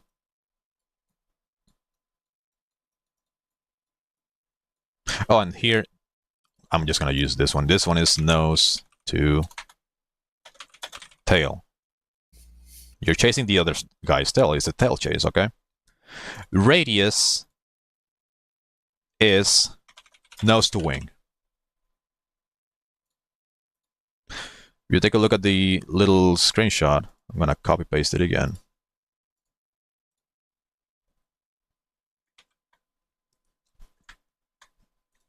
It doesn't matter where you are on the outside. If you want to play for radius, you eventually have to come to any of these directions. Any of these directions. And you can see all these directions kind of converge towards the guy's wing. So you're pointing your trajectory towards the guy's wing. And this is how you take a shortcut on him. So if, let's say for example, if you have a guy in front of you that is doing this, what is your choice?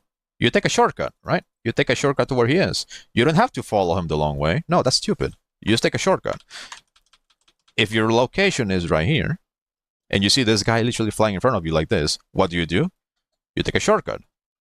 Sometimes the shortcut is a little bit more shallow. Sometimes it's a little more pronounced.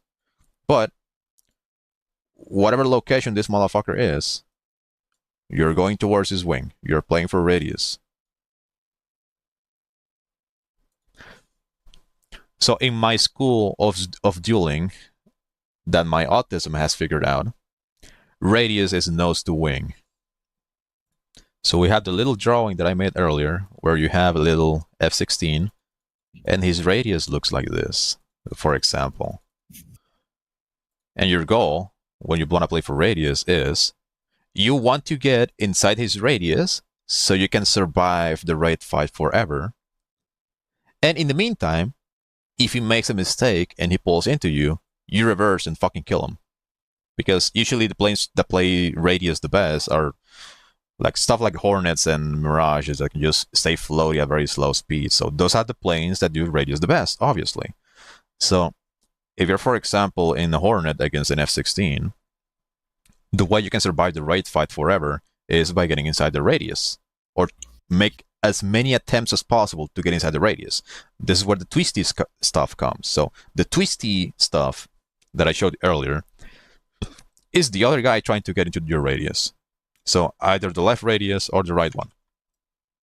But once again, in order to get into the guy's radius, you have to come from any of these directions. And if you're coming from either of these directions, you are pulling into the guy's wing.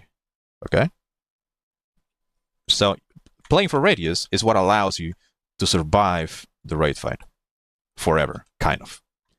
And if the guy makes a mistake, you reverse and do the floaty, funny, slow stuff thing on your favorite plane, and you fucking raid them.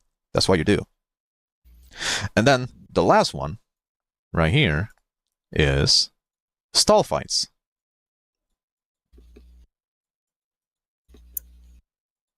Stall fight. I don't have enough room for the other letters, but stall fights is it still is radius, so both of these work at the same time. So both of these kind of use the same concepts, but the thing about nose to wing, the radius here, is that this happens at any speed. Can happen at any speed. Because this is kind of a raid fight. It allows you to survive a raid fight indefinitely if you have an inferior plane, like the Hornet or Mirage 2000. This can happen at any speed. Stall fights is what happens at the edge of the lift boundary. So this basically means that this happens like at the very slowest speeds your plane can possibly be. Where you're pulling a fuck ton of AOA, you're losing control of the plane, so on. So stall fights can have different shapes. You can have falling leaf, so you're doing a falling leaf staring at the other guy. You can also have, it's not necessarily a corkscrew, I don't know how to call it, I think is a rolling scissors. So this exact same thing, but instead of falling towards the ground, it's like this. You're doing falling scissors with the other dude. And then the other kind of thing of stall fight could be the umbrella, where you're doing a spiral upwards. You're doing a spiral upwards. And then, when you maximize your positive momentum and you're about to stall out, you use rudder and roll in order to aim your stall to whatever location you need. So kind of like an umbrella. Looks like an umbrella. So, for the most part, I don't think there's such thing as one circle and two circle only. There's three. I genuinely think there's three. And one thing you need to keep in mind, or everyone should keep in mind, is that every single plane in the game can play for radius. Every single plane in the game can play for lag. Sometimes, depending on the matchup, and the matchup is the most important thing, doing one or another can really, it just can differ. Sometimes doing one can be a good idea, sometimes the other, not really. So, on my server, I've been teaching people a lot in the last few months, just using the F-16 Block 15 against Hornet, because they are like perfect counterparts to each other. The Hornet is incredibly good at radius, but it's only good at radius. And the reason for this is because I want to isolate one from another. There are planes that are capable of doing both really well, like the fucking flanker. But I think the plane is just way too good. And in order to teach, I think it's better to have something that is a little bit more punishing, a little bit worse, a little bit more difficult to learn. So, in the case of the Hornet, it's probably one of the best planes you can use for high tiers to learn radius, because the Hornet is only good at radius. It's literally only good at radius. It's not good at raid fighting. So the Hornet is only good on these two areas. And because the Hornet is only good at these two areas, you better fucking bet that you're gonna have to put a fuck ton of effort to learn these areas, because it's the only way the plane works. So it's a lot easier to just force people to learn these concepts if you just isolate them. So they are forced to learn it whether they want to or not. The F-16, however, it's also got really nasty radius, not as good as the Hornet, and it's, for the most part, good at lag. So you have the F-16 Block 15, which is good on these two, and then you have the Hornet, which is good at these two. And it just so happens that the Hornet is not necessarily super hopeless in a raid fight. And also, the F-16 is not necessarily super hopeless on the radius. Like, for the most part, I found this to be an insanely fucking balanced matchup, like both in dueling overall and also just for teaching. So one of the things that I saw, at least like on the internet, and I mentioned it earlier, is the fact that everywhere on the internet they just categorize dogfights in 1 circles and 2 circles, and they never explain what happens in the middle of the two. The radius is the answer. All right. I'm gonna run some duels, and this time I don't think you're gonna be mastering radius like just from watching drawings. No. But I am going to apply the concept of radius against you in your F16. We'll try it. I'll just win. So as I mentioned earlier, every single plane in the game can play for radius. Every single plane in the game can play for lag. It's just that depending on the plane and what the plane is best at, and also depending on your opposition, one might be a better idea than the other. So in this matchup, I'm going to be using the Hornet against Eric on the F16. Now, he's going to have an advantage on rate fighting, but also he cannot really contest me at slow speeds. So in the case of the Hornet, I'm basically just forced to play for radius, whether I want to or not. However, what if my opponent was the Mirage 2000? I know for a fact that the Mirage 2000 bleeds a fuck ton of speed, and once it gets slow, it never gains it back, technically. And at slow speeds, we're kind of similar, but the Mirage 2000 cannot rate fight for shit. So, because in that particular matchup, playing for lag is safer, I could just rate fight him in the Hornet, and I'm gonna be in an advantage. So once again, like even though the Hornet is really bad at rate fighting, there are some matchups where I can still rate fight with it. And the same thing goes for radius. Like Eric can play for radius against me right now. If I make a mistake and he knows the capabilities of his plane, he knows how hard he can pull. Like he knows the radius of his plane. He might be able to just like force a slow speed approach against me if I have a very bad position, and he's just gonna kill me. So again, playing for lag is something that every plane in the game can do, as long as you know the capabilities of your plane and the capabilities of the guy you're fighting. And the same goes for radius.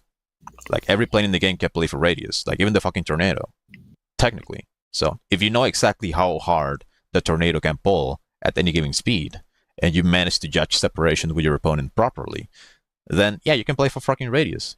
If you know how to control the plane and doesn't fucking stall out, yeah. But those concepts apply to every single plane in the game. Anyway, I'm gonna beat Eric's ass.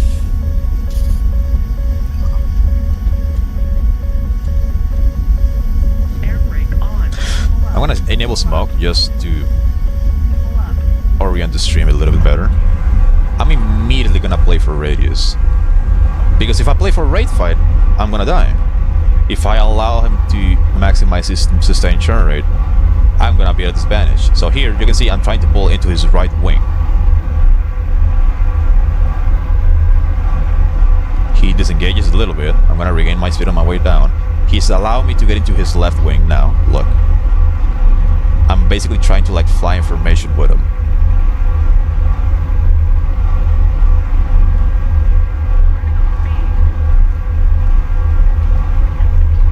And right here, I am kind of in the maybe zone that I explained on my drawing about radius.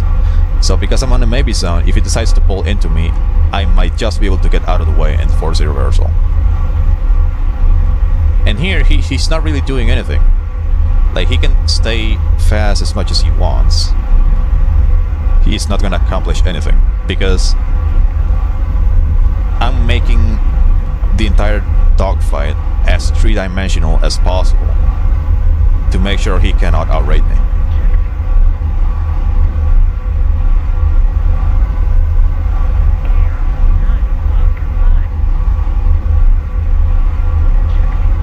And look at, pay attention to my speed.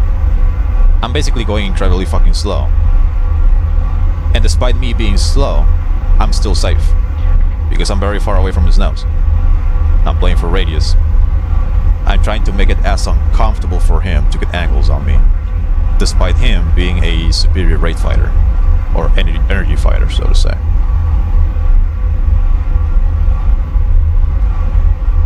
Here, if he decided to go up with me, I would be able to just dodge and he would die. Here, he gave me a lot of separation, he just regained way too much speed on his way down. So because he created so much separation, he also allowed me to regain speed. Like, I managed to get around 650 at some point, because he allowed me to. And if I have had a better position on him, I could have been able to use that speed to pull into him. Here, once again, I'm going to pull into his radius on his left wing.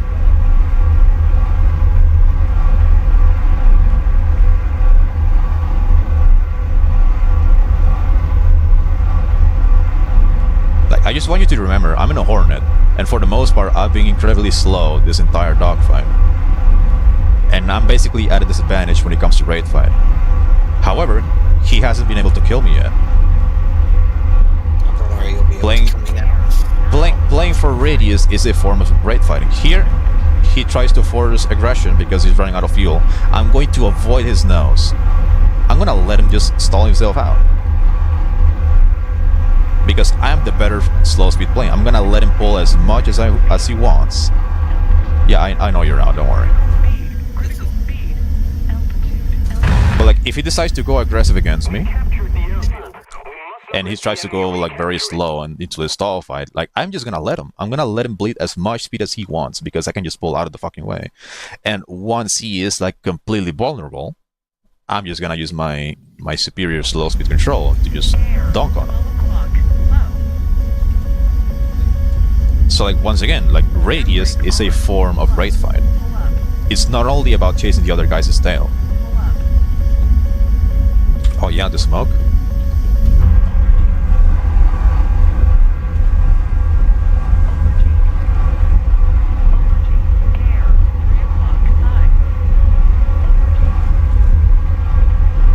Here we have a very nasty offset, so now you're forcing me to do something creative to avoid a head-on.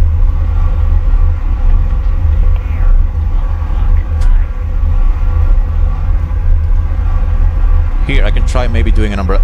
Yeah, perfect. Okay, that's how you disengage. See how long I'm taking just in here? I'm basically trapped. I got so fucking slow, I spent a long time up there. And you managed to neutralize it. If you didn't have disengage, I would have been able to maybe cook something even worse for you. But now we're neutral. So that was a good call.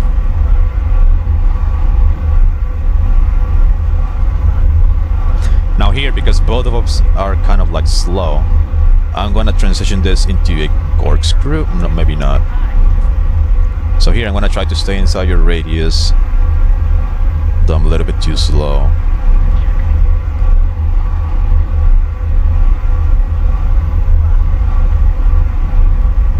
Now here we are a little bit too far away and I don't like it. I'm a little bit too much in front of you. So what I want to try to do is I want to try to get as close as I can to you, like this. Because the closer I get to you, the safer I'm going to be. Here I'm going to do the umbrella. I'm going to stall to where you're going.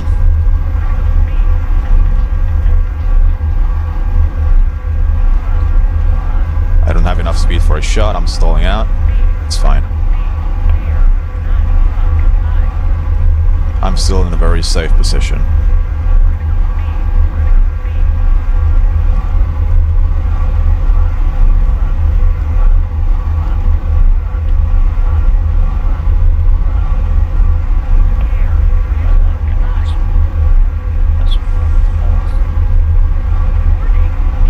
Just get him to the deck. Get him to the deck. Ah, no. You okay, Eagle? Sorry. Here we have some separation, I'm able to just pull enough AOA and do the funny. Nope. Didn't know my mic was on. Oh, good.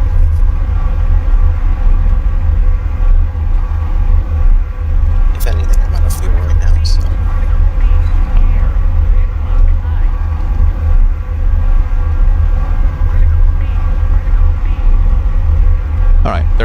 basically managed to survive the raid fight all the way. And he could never get angles on me. I think he was decently close. Like, there was some point where I was very far away from him, and like having that much separation didn't really feel too comfortable. But still, he was not able to get any good solution on me. Let's do one more. Air, 12 o'clock, low. Air brake on. Pull up, Oh, yeah, the smoke. pull up.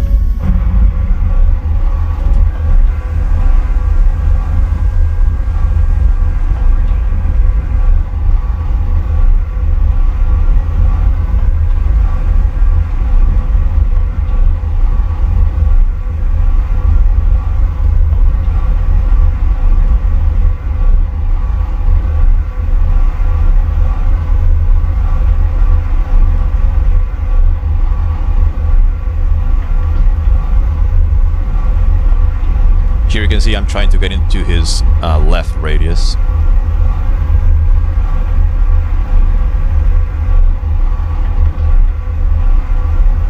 Separation.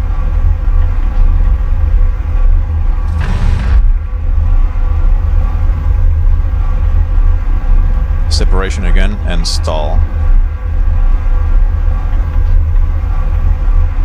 Not quite.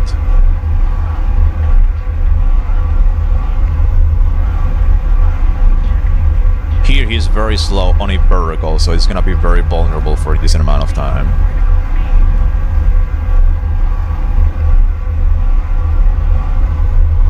He's trying to pull into me. Let's avoid that. And now I'm gonna get on his other radius, like this.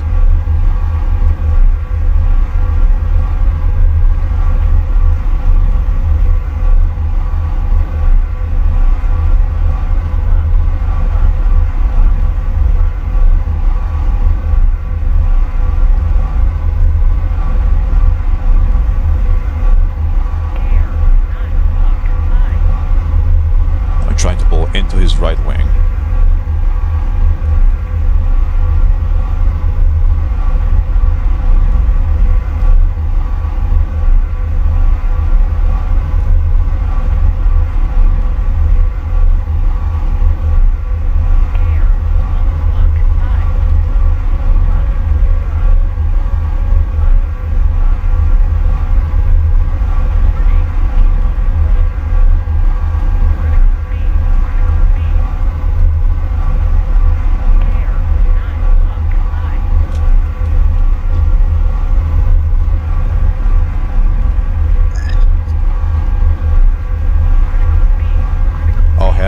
Yeah, I don't have the nose authority to pull around. Nice. I'm still flying though. Yes, I did. Yeah. Oh, no, I'm not flying anymore. Yeah. Alright. Maybe later. I cut myself because I stayed too slow for way too long. So with no speed, I literally cannot get out of the way. I did the extending thing you told me on. Yeah, I think I saw it, but I'm getting back at loss. Alright. Air brake on. Pull up. Pull up.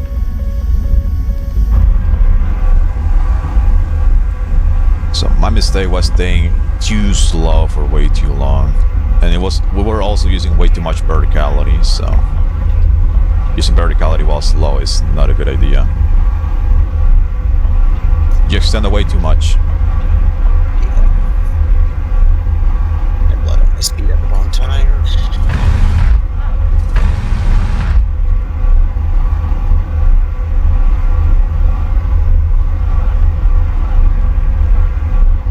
Head on? No.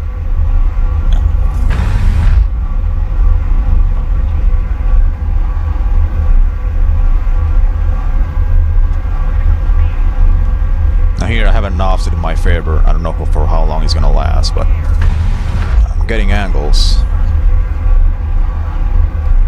Here I'm basically on your 6. You're going very slow on that vertical. I need to pull it fucked in a way and kill you right now. Oh, I'm stalling.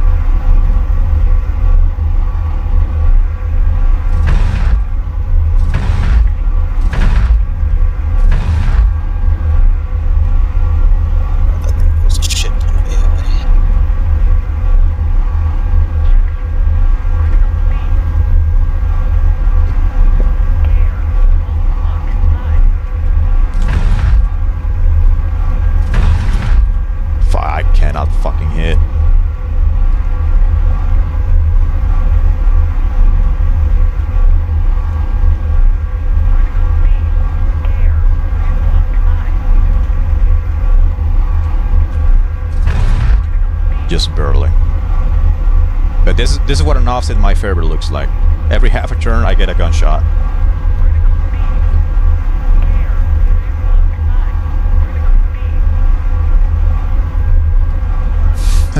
So close. It's scary.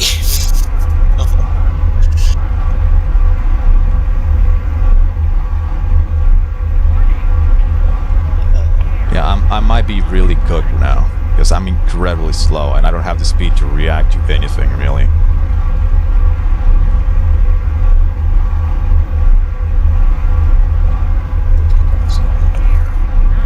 Yeah, I literally don't have the speed to like maneuver out of the way. Alright. We can't let them keep it. I should take stealth bell so you cannot see my tracers. Try it. Let's see.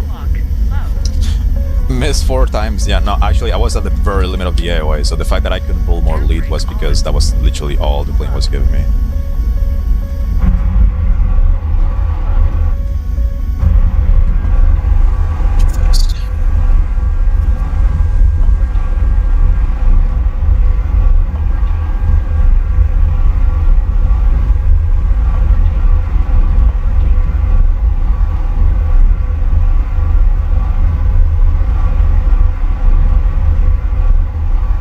But you can see the previous round we just had. At the very beginning, you extended away for a little bit, and that was all. Like I was aggressive on you for like almost 2 minutes. Yeah. That was all it took. It's not fun.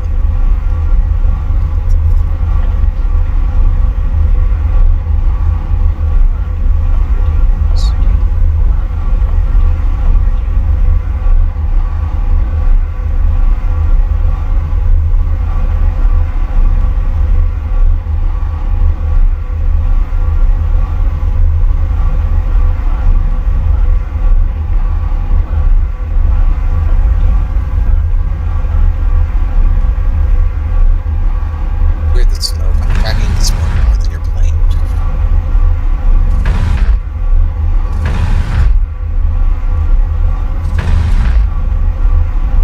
What, no hits? Wow, I'm fucking washed, bro. It fucking sucks you're because actually using stealth? it's the fucking lack of gun sight really makes it difficult. Like I don't have a fucking reticle. I basically just have to aim based on vibes.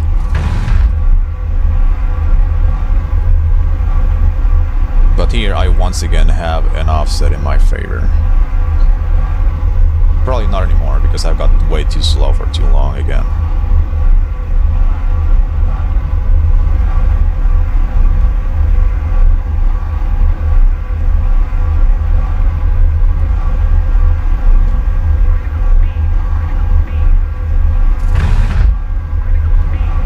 Just barely, literally barely out of my reach.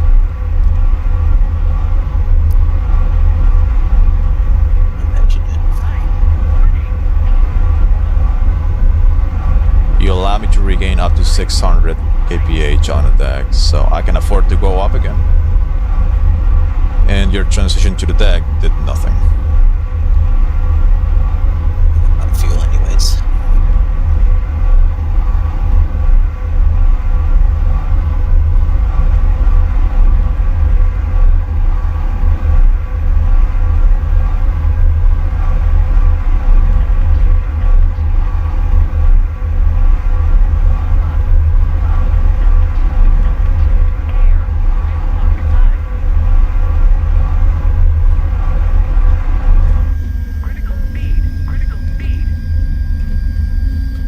Maybe I'll be able to hit this one Trick shot. if I control the plane. Every single kill has been a pilot snipe, bro. Alright, let's do a couple more. Who's the hell was pinging me right now? Air, 12 o'clock, low.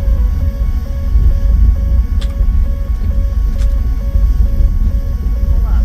Air brake on. Air brake on. Pull up. Overheat. Oh, you are so cooked. Yeah.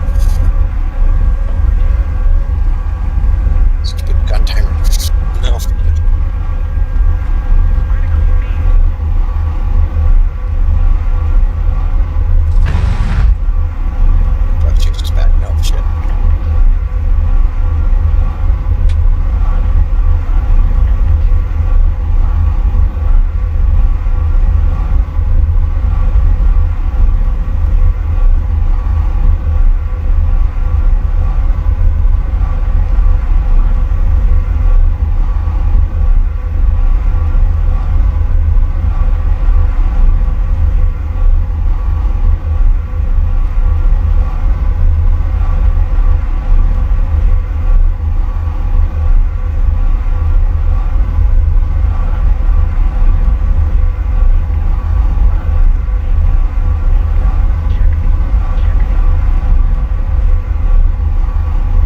The fact that I was just able to regain 600 kph probably means you're not putting enough pressure.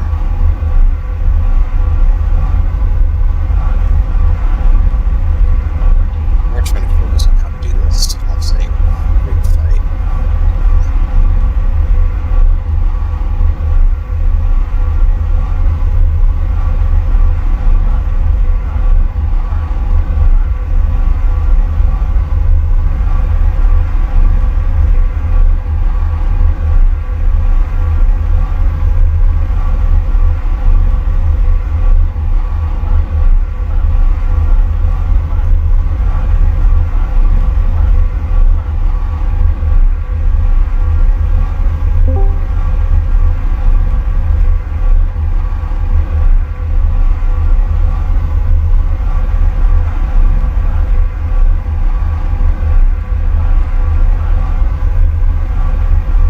Fuel.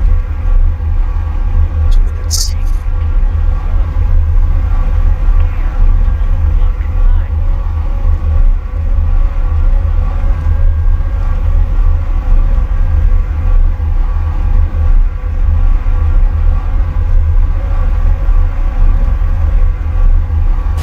Oh, nice.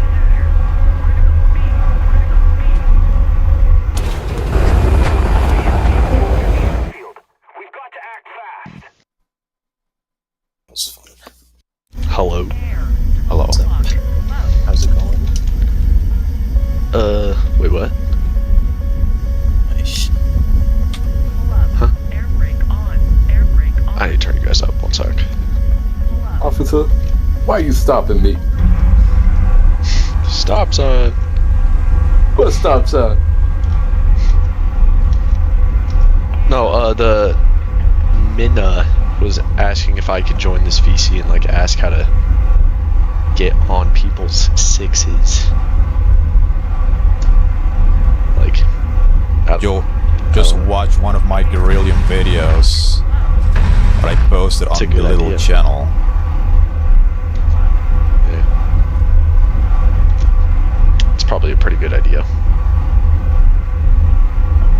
Yeah, as much as I would like to teach everyone, I don't get paid for this, so.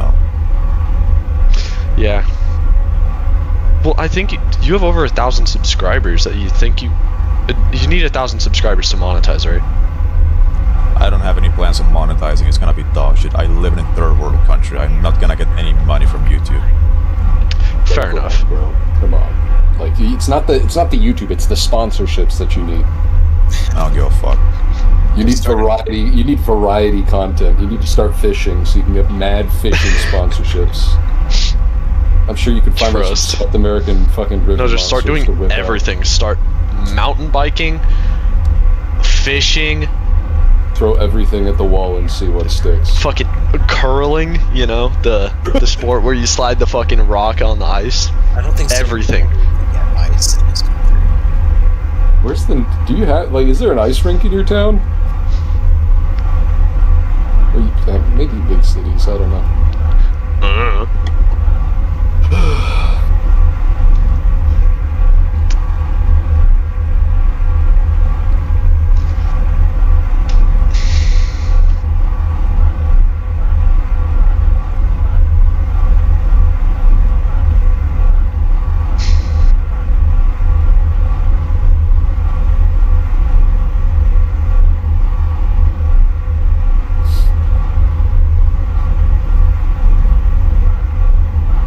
Whole lot going on. Yep. This is the cut corner for people who like to watch. If you want to duel, we can move to a different voice channel though. Well, I've been dueling Minna, Oh, so. Oh, never mind. Minna left, okay, cool. so yeah, I'd be okay with dueling. Anyways, What? Yeah, no fuel. we never ditched you. No fuel bet. Yep. Yep. No fuel. No fuel, no missiles. No bitches. How no dueling bitches. is supposed to be. I'll is- send $10 let's- right now. Move No, down. no. Move down a channel. Move down a channel. But we love her on. Like, I'm a Steve I-400 guy. Wait, hold on. Which one? There's a fucking reaction gif of how are you going to rocket me? I simply won't spawn. Who was it? All right, better. Thanks for that. All right, so TLDR of this session. Well, you need to learn how to pull lag. Trust me, it's very easy. You just need to fucking watch the video. Yeah, I'll get to that. So, Is everything else okay? In terms hold or- on. Okay, so go to Raid Fights and Offset, which is the tutorial number 3. And you watch the last video, basically. Or if you have enough time, like over the few days, you can watch the one on top. Because the one at the bottom is I'm basically just teaching lag straightforward to no 10. And then one at the very top, I explain a bunch of different things. It's like an hour and a half long. So you want to learn the lag, you just do that. And then for radius, I guess it might be a little bit more difficult to visualize. Like I'm gonna show the drawing again that I showed you earlier. So radius, you try to play for radius, like this is your opponent. Then your approach should always be at least at maximum, like this. So what you tried doing earlier against one of the rounds against Speak is you came from this direction and you were trying to basically pull into him like a head-on. And this kind of approach, it's a much bigger gamble because you don't know exactly what kind of energy state he is in. If you're trying to, say for example, you're trying to play for radius and you come from this direction and you're going, I don't know, 700 and Peak is going 600, he will be able to have a tighter radius than you. So he'll be able to get inside your turn immediately, like if he just reverses, right? So you're going a little bit too fast. You're going to have a very wide circle, so to say. And him, because he's going a little bit slower, like taking this little trajectory as reference, he's going this way, then he'll be able to get inside your radius immediately because he's going slower, right? So it's kind of a gamble. Like the more acute this approach is, the more uncertain the enemy's reaction becomes. Like it becomes a lot more difficult to predict what they might do next. So for example, if I come, let's say for example you are here and I'm trying to pull into radius from like your left, like here. If you decide to pull into me, it's gonna be a lot easier for me to just predict where to go. Like I'll be able to just do like pull this way, just get even deeper into the safe zone, so to say. However, if I start playing for radius and I come from a really aggressive angle like this, then first of all, I don't really know exactly how fast you're going. I don't know exactly where you're going to go. Like I could fly past you and maybe you just decide to pull lag, like you fall this direction and go vertical and it kind of looks like a U-turn, like in this 3 dimensions like this. Like I don't know what the fuck you're gonna do. Like it's gonna be very uncertain. I also don't know if you decide to reverse in this direction, you might be able to just get inside my turn because I'm going too fast. Or I don't know. It just becomes a lot more unpredictable to know what is going to happen in the next few seconds. So you play for radius, you have to make sure you go towards their wing. You don't want to go exactly towards their nose. That's what stall fights are for. Okay. So for the most part, when you play for radius, you're most of the time gonna come from like this direction, right? So remember, like you play for radius, you're trying to take a shortcut into the guy's radius, right? The safe zone. So you take a shortcut, you're going towards your wing. You usually come from this direction, something like that at most. Like I think, as a matter of fact, if you come from like this direction too much, you already have a shot on them. But if you come from this direction, they might be just far away enough from you because this is 2-dimensional. But in 3 dimensions, he could be doing like a vertical loop. Say, for example, you're doing vertical loops like this. And you would be technically inside his radius, but you could be like all the way down here and he could be all the way up here. So even though you are like inside his radius this way, you can see the radius here in both directions. Even though you're technically inside his radius, you are safe, but you don't really have an angle on him. Okay.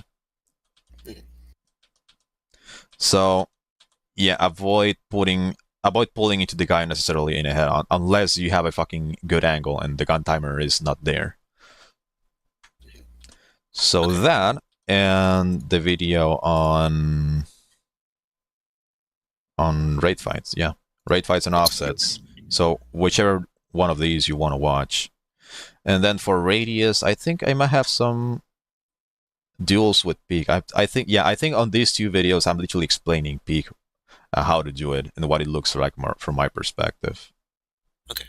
If not, I think on this same video, like this one on raid fights and offset, I think there might be a section where we swap planes and I am the one flying the Hornet. So here we're flying F-16s.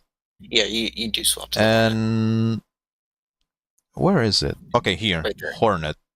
So I think on some of these duels, I'm basically like throwing because I'm explaining things to him. But I think on some of these, I do like play seriously. Like I tell him, I'm gonna play seriously now. I'm gonna do my thing, and I start playing for radius, and you will see me try to pull into his left wing or the right wing, and so on, so on.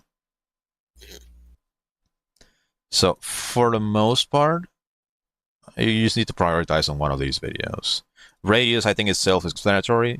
Like, you just have to pull into the guy's wing and try to avoid head-ons. And I think the other part would be to fix your merges so you don't create a massive offset that allows for head-ons. But that's gonna be like a tutorial for another day that I have to do eventually. I can also just figure it out with plug and play. Just see what I can do differently. I mean, well, let me do a quick tutorial regarding merges. So, merges are kind of like rock, paper, scissors. So, one of the merges that I explained earlier was this. So, you merge fully vertical. And then I merge fully vertical up until this point. And at this point, depending on what my opponent is doing, I will react differently. So if you're going full vertical, I would usually try to tighten my radius a little bit and get inside your turn, right? So I'm basically pulling really hard to get like underneath your plane and then fly information with you. I'm basically going to go full aggressive and try to get in your radius. So again, if you want to avoid this that I'm doing, you need to run the fuck away and transition this into a raid fight. And if you do it properly, you can see I'm all the way up there.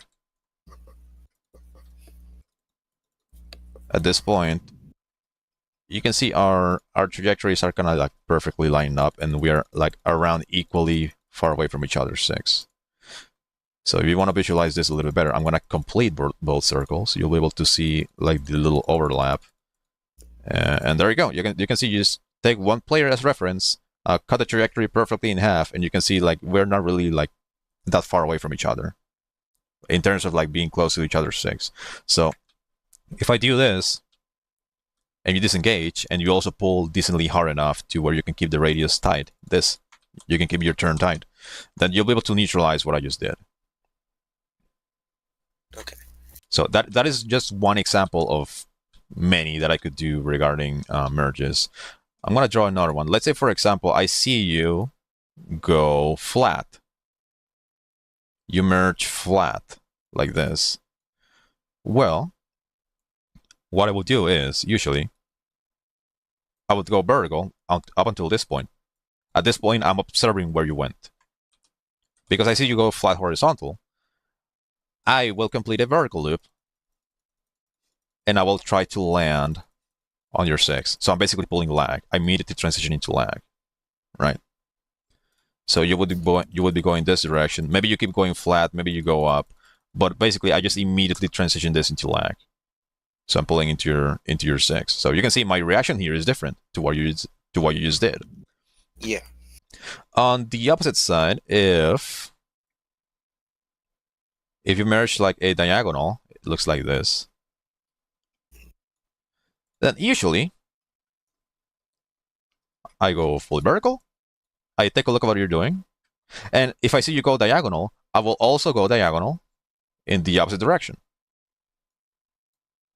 There's going to be a little bit of an offset afterwards. But what I'm going to do after is I'm going to pull a little bit hard, either downwards to regain more speed. But usually I would pull a little bit hard to prevent our separation from getting too big.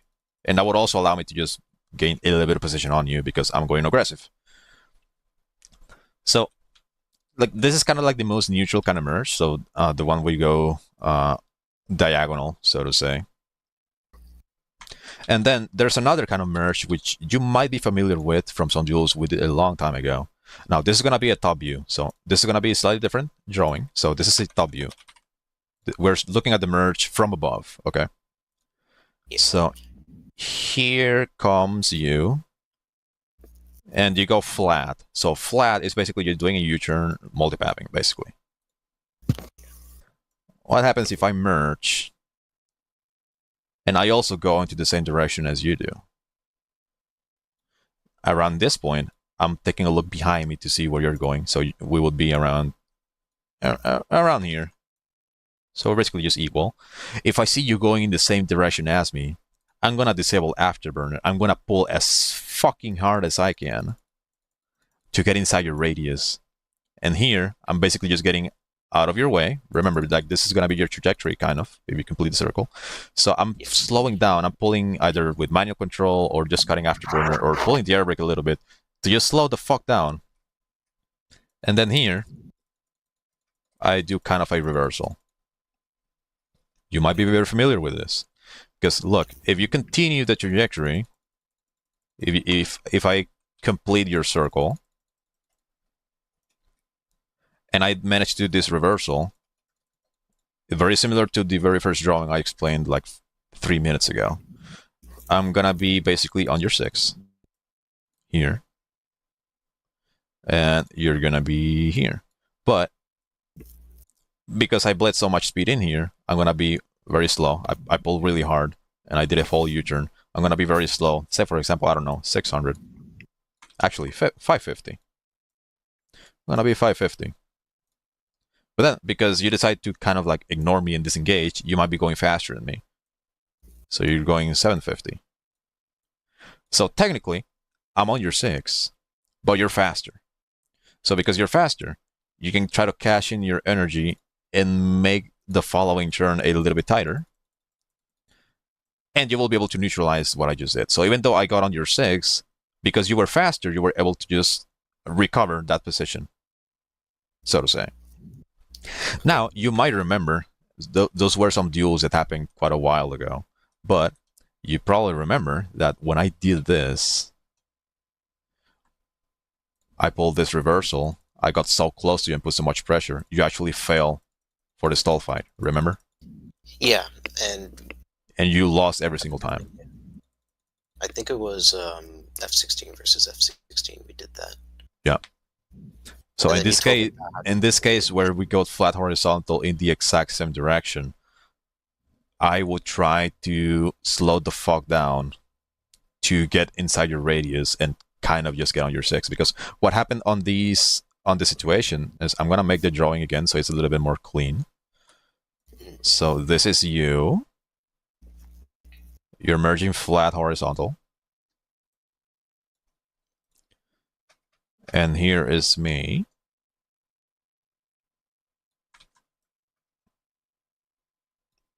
Now, at this point, I'm looking behind me to see where you went. So when I look behind me, I see you around here. You're going the same direction as me. I'm like, oh shit, okay, I need to slow the fuck down. Tighten my turn. And then try to get very close to you. Like, I'm basically here slowing in to fly information with you, kind of. I'm basically getting in your radius immediately. And I'm going to be a little bit slower. So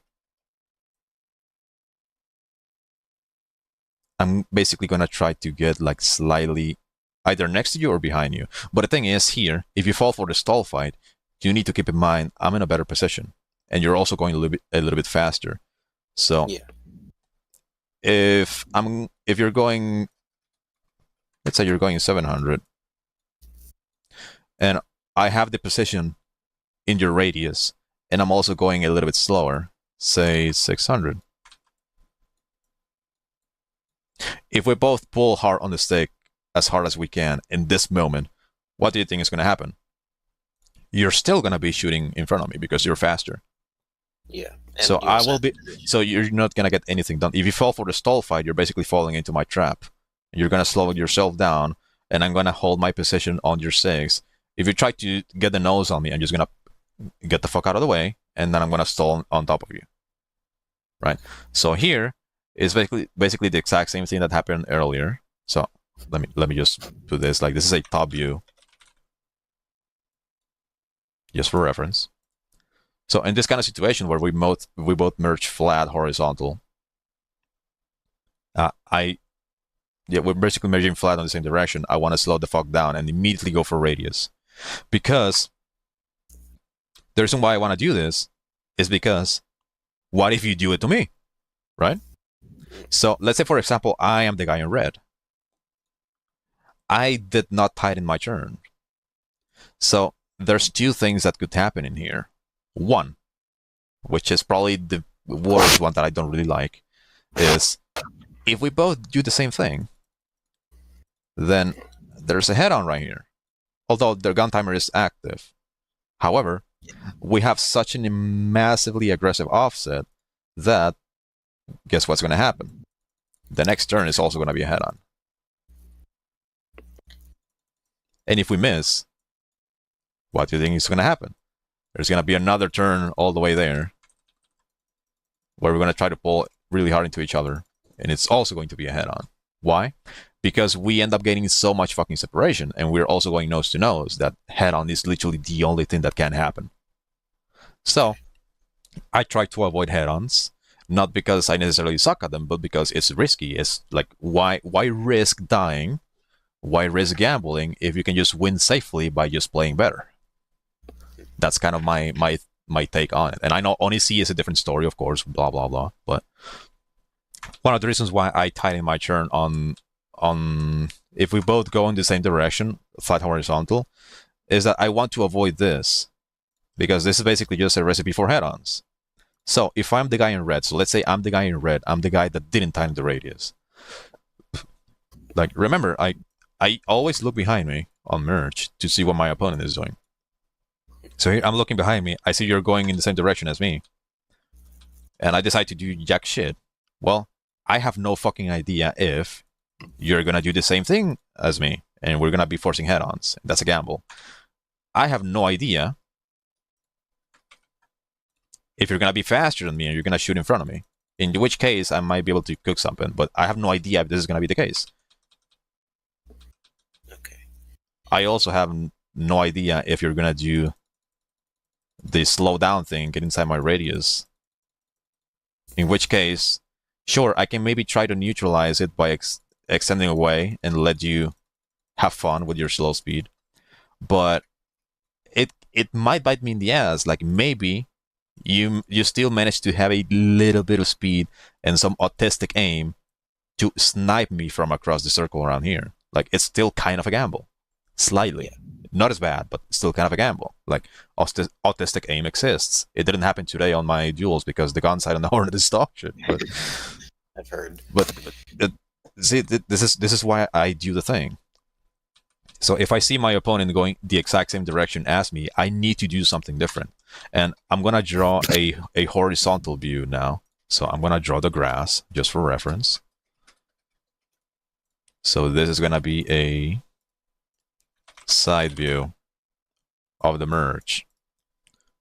Why the fuck did it delete itself? Okay, this thing is retarded. Okay. Side view. Thank you. Now the same thing is going to happen here. If I'm red, I'm going to go full vertical up until this point. I'm going to look behind me to see what my opponent is doing. Here comes you. You go full vertical. What happens if I don't do anything differently here, and I also commit to the full vertical? Wow, look, we have a head-on. What do you think is going to happen next? Whether we go down or we go up, it's another head-on, and a head-on after head-on after head-on, because we just have such an aggressive offset is the only thing that can happen. So what do I do if I'm the guy in red? Well, I kind of do the exact same thing, but with some verticality. I tighten my radius immediately to try to get underneath you. And here, I either get on your 6, or it might be a little bit more difficult to visualize because this is a two-dimensional drawing. But in 3 dimensions, it might actually look like I'm getting next to your plane or on your 6, right? So I'm basically playing for position immediately. So doing the exact same thing that your opponent is doing, like an actual mirror merge, it's bad because it just ends up in head-ons. Like if you do the exact same thing as your opponent, it's just gonna turn in head-ons. So it's just kind of showing like the different reactions I have to whatever my opponent is doing. Now, here's another thing. Here's another different type of merge. Like there's many of them. By the way, there is not a single correct type of merge. So no merge is really correct. It really depends. Sometimes it's a gamble. But what is correct is reacting properly to the way your opponent merged, right? So it's like rock, paper, scissors. I can basically just look behind me and I see you pick rock. I'm gonna, okay, he picked rock. I'm gonna pick scissors or paper or whatever. And then if you see me try to counter your merge, you can also try to counter my counter, believe it or not. So it's like merges can be like somebody like spontaneous like that. Now I'm gonna show you another thing. What if this is me? We haven't merged yet, so we're about to merge. There's a reason why I always hard lock you with radar before merging, and that is because I'm looking at the speed vector of your plane on my radar. So you take a look at your radar screen, you will see a contact will have a line in front of him, right? So if you take a look at somebody who's about to merge with you, they will have a little line going towards you. Yeah. Now, if the line is like decently-ish long, you can assume, okay, he's going like 1,000, right? So this guy may be going like 1,000 kph. Fair enough. What if I see my opponent on radar have a line like this? He's going slower. And this particular length of this little stick is a little bit too short. So let's imagine this is you. I don't know necessarily what speed this is, but this is very slow. This is definitely significantly slower than this. So I'm red. I see this. What do? You better fucking expect I'm gonna go do this. Why? Because you're going so fucking slow. You don't have the energy to afford going up with me.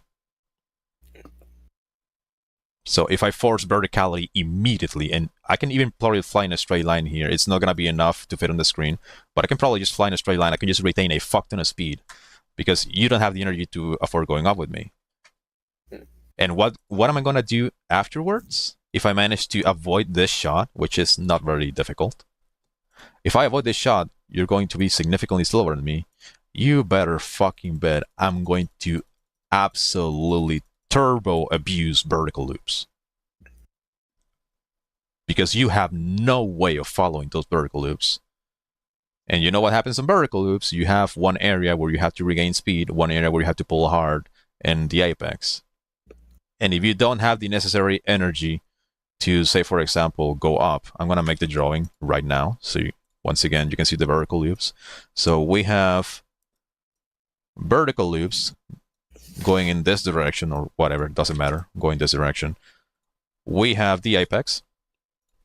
We have the regain window or the recovery window where you're supposed to regain speed. Remember, sometimes, depending on the offset or what you want to do, you might want to regain speed here. Sometimes you want to regain the speed here. Or sometimes maybe a little bit late. Depends on if you need to control the separation. But the most important thing is you're going to doing the loops this way. So they're going this way too. There's going to be this whole area in here of vertical loops. Is what I call the vulnerability window. And the reason why it's called vulnerability window is very obvious, because this is the area where people are going to be the most vulnerable in. The thing is, if you start going up, and initially, right here, you have no fucking speed. Say, for example, you're going really bad, something like 450 kph. If I'm right here, or actually equally opposite locations of the circle right here, what do you think I'm going to do? I already saw you merge very slow, and I'm forcing the shit out of vertical loops on you. The very moment I see you go up this slow, I'm going to extend away on purpose. I'm going to regain a fuck ton of speed. And whenever I have enough separation, I'm going to pull a gigantic U-turn with manual control. I'm going to clap your ass up there. Because remember, you need to keep pulling decently hard on your way up. Because if you don't, if you decide to be a smartass and retain speed on your way up, you create separation. Which basically means you are doing this for the opponent already. You're doing this on the behalf of the opponent. You're creating a separation yourself. I'm also lengthening the amount of time I'm in that window. Yeah, so whether or not you want to, you need to pull hard enough on the vertical on this area because you cannot afford to spend too much time in here. And also, if you try to be a smartass and you try to relax your pull to not bleed as much speed, you create separation. And separation just means the other dude who just regained his speed and also has gravity helping his ass, he's going to pull a gigantic U-turn and kill you. So, going back to the previous drawing of the merges. So here we have the grass. This is a side view. I'm about to merge with you here. And here comes Dr. Kickass being a fucking retard. And I see on radar that his speed vector is very low. Like this. Actually, maybe like this. That means he's probably going like 600 or I don't fucking know what he's trying to do. But the very moment I see this, I'm actually going to speed up again. I'm going to go fucking Mach 1. I'm going to go 1200. And I'm going to absolutely turbo abuse vertical loops. Why am I accelerating? Because even though I have a very big radius, like what the fuck is he going to do about it? He's going so slow, and my radius is so big that he will not be able to aim his guns properly because I'm going so fucking fast. And even by the time I make the vertical loop, like around here, I merge so fucking fast that I can probably still be going 900 at the very top. At this speed, like, even if he merges super slow and he has an incredibly tight radius, he gets nose on immediately. He's not gonna hit jack shit. So, because he's going so slow on merge and he's also going immediately up and he's already like, he's basically just shit out of speed, I'm going to absolutely turbo abuse vertical loops because he does not have the energy to follow them whatsoever. And within maybe 2 turns, I will be able to just gun him down and kill him.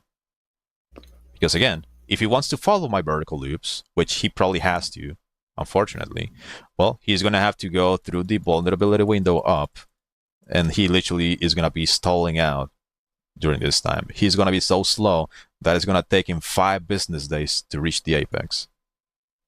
So I have all the fucking time in the world to just cash in my speed and pull my nose on him and kill him. So again, there is no correct way of merging, only correct ways of reading what your opponent is doing. You get it? Yeah. It's probably going to be my next tutorial, but this is kind of how it goes. So mergers are kind of like rock, paper, scissors, right? So if you see your opponent pick rock, then you need to react quick enough, as fast as you can, to pick the weakness of the rock, which is paper. No, but you basically made me realize that mirroring opponents isn't going to always work out. Yeah, the only mirror that works, there's actually one single mirror that comes to mind that actually works, and it doesn't work because it gives you the advantage. It works because it maintains it neutral, and that is if we go up like this, we merge and we go up. We're not going full vertical, we're going diagonal. So diagonal means we're partially going up and partially going horizontal, of course. Yeah. Then, if you go diagonal, say for example, it looks like this, then I can also go diagonal in the opposite direction. And we're kind of equals. right? We're basically just still maintaining a perfect rate fight. So even though we're going up, we're getting altitude. If we go opposite diagonals, it still looks like this. So it's kind of like the only mirror that somewhat works because it keeps it neutral the entire time. It might be, Every other it might, it might elongate the dogfight for a little bit too much, but that's basically what it looks like. So if I merge diagonal and you also merge diagonal, I just have to make sure to go diagonally in the other direction. So usually, like once again, I always merge fully vertical up until this little point around here. And you should maybe probably just do this. Well, no, it really depends. But it's usually what I do. So at least I'm explaining what I do and my thought process behind it. So I usually go full vertical and full vertical up until this point. And if I see my opponent go diagonal, then because I'm going full vertical, I can easily transition into a different geometry. I just go diagonal too. Like I'm going fully vertical, and then I just flatten my turn to convert it into a diagonal. I have enough time to do it. And there you go. I'm basically doing the exact same thing as my opponent, and they cancel each other out perfectly. So that's kind of like the only mirror that works. Okay. But the other kind of mirrors that don't work is if we go fully vertical like this. If I mirror you perfectly, then congratulations, we have a head-on. But the gun timer is still going on. So what's going to happen is whatever fucking direction we go to after, it does not matter. This guy could go up and I could go down. It doesn't matter. The offset still exists. I'm going to be going down. I'm going to compress towards the ground. And here I'm going to be pointing up. Oh, look. Here comes the guy that went up. He's going down towards the ground. And look, we have another head-on. Right? Or on the opposite side, like it's, of course, you fucking get the point at this moment. Yeah. But, well, let's say we don't go opposite direction. Let's say we turn into the exact same direction. Downwards. Oh, well, there's another head-on. Oh, we decide to go up. Well, guess what? There's another head-on. So the very moment we get this massive offset, it's kind of over. So remember, offsets look like this. So we just have one circle, and we have another circle that is offset to the side anywhere. Well, offsets are not really like that big of a problem during a raid fight because it's basically just a tail chase with a twist, kind of. So they look like this. But the way they actually look like in a head-ons is what happens, for example. So you can see how I'm drawing this guy in the opposite direction here. Yeah. Well, in a head-on pass, it's kind of like this. So on this situation, it's not very, like the offset is not very aggressive. So right here on this point, instead of being a head-on, it's gonna be a transition into a stall fight. So you can already see it coming. Like it's gonna transition into a stall fight here. Because both of them are going basically inside each other's radius intuitively. But what happens on those merges, where both guys merge with each other perfectly head-on like this, is whatever direction they decide to go. Could be up. And then you take a look at both trajectories and you're like, hold on, there is no offset. That's stupid. Well, the thing is, because both players are going towards each other, you actually have to draw the circles opposite. So instead of being like perfect like this, you might think this is like no offset, perfect neutral. In reality, you need to draw the other circle the other direction. So now, if you take a look, if you complete the circles, there's not even an offset. The offset doesn't exist. Like, there's not even an overlap. Both circles are just way the fuck away from each other. jousting almost. So it's just a head-on forcing. And a lot of it, as you can probably imagine, can be solved easily on merge. So on merge, your safest bet is always going to be a raid fight or lag. Like every single raid fight, every single dogfight actually, every single dogfight should be a raid fight unless the situation allows otherwise. Which means if you merge into and try to get as close as your opponent as you want, like immediately off the bat, well, the situation is not necessarily allowing for it. You're just doing it out of spite or something. I don't know.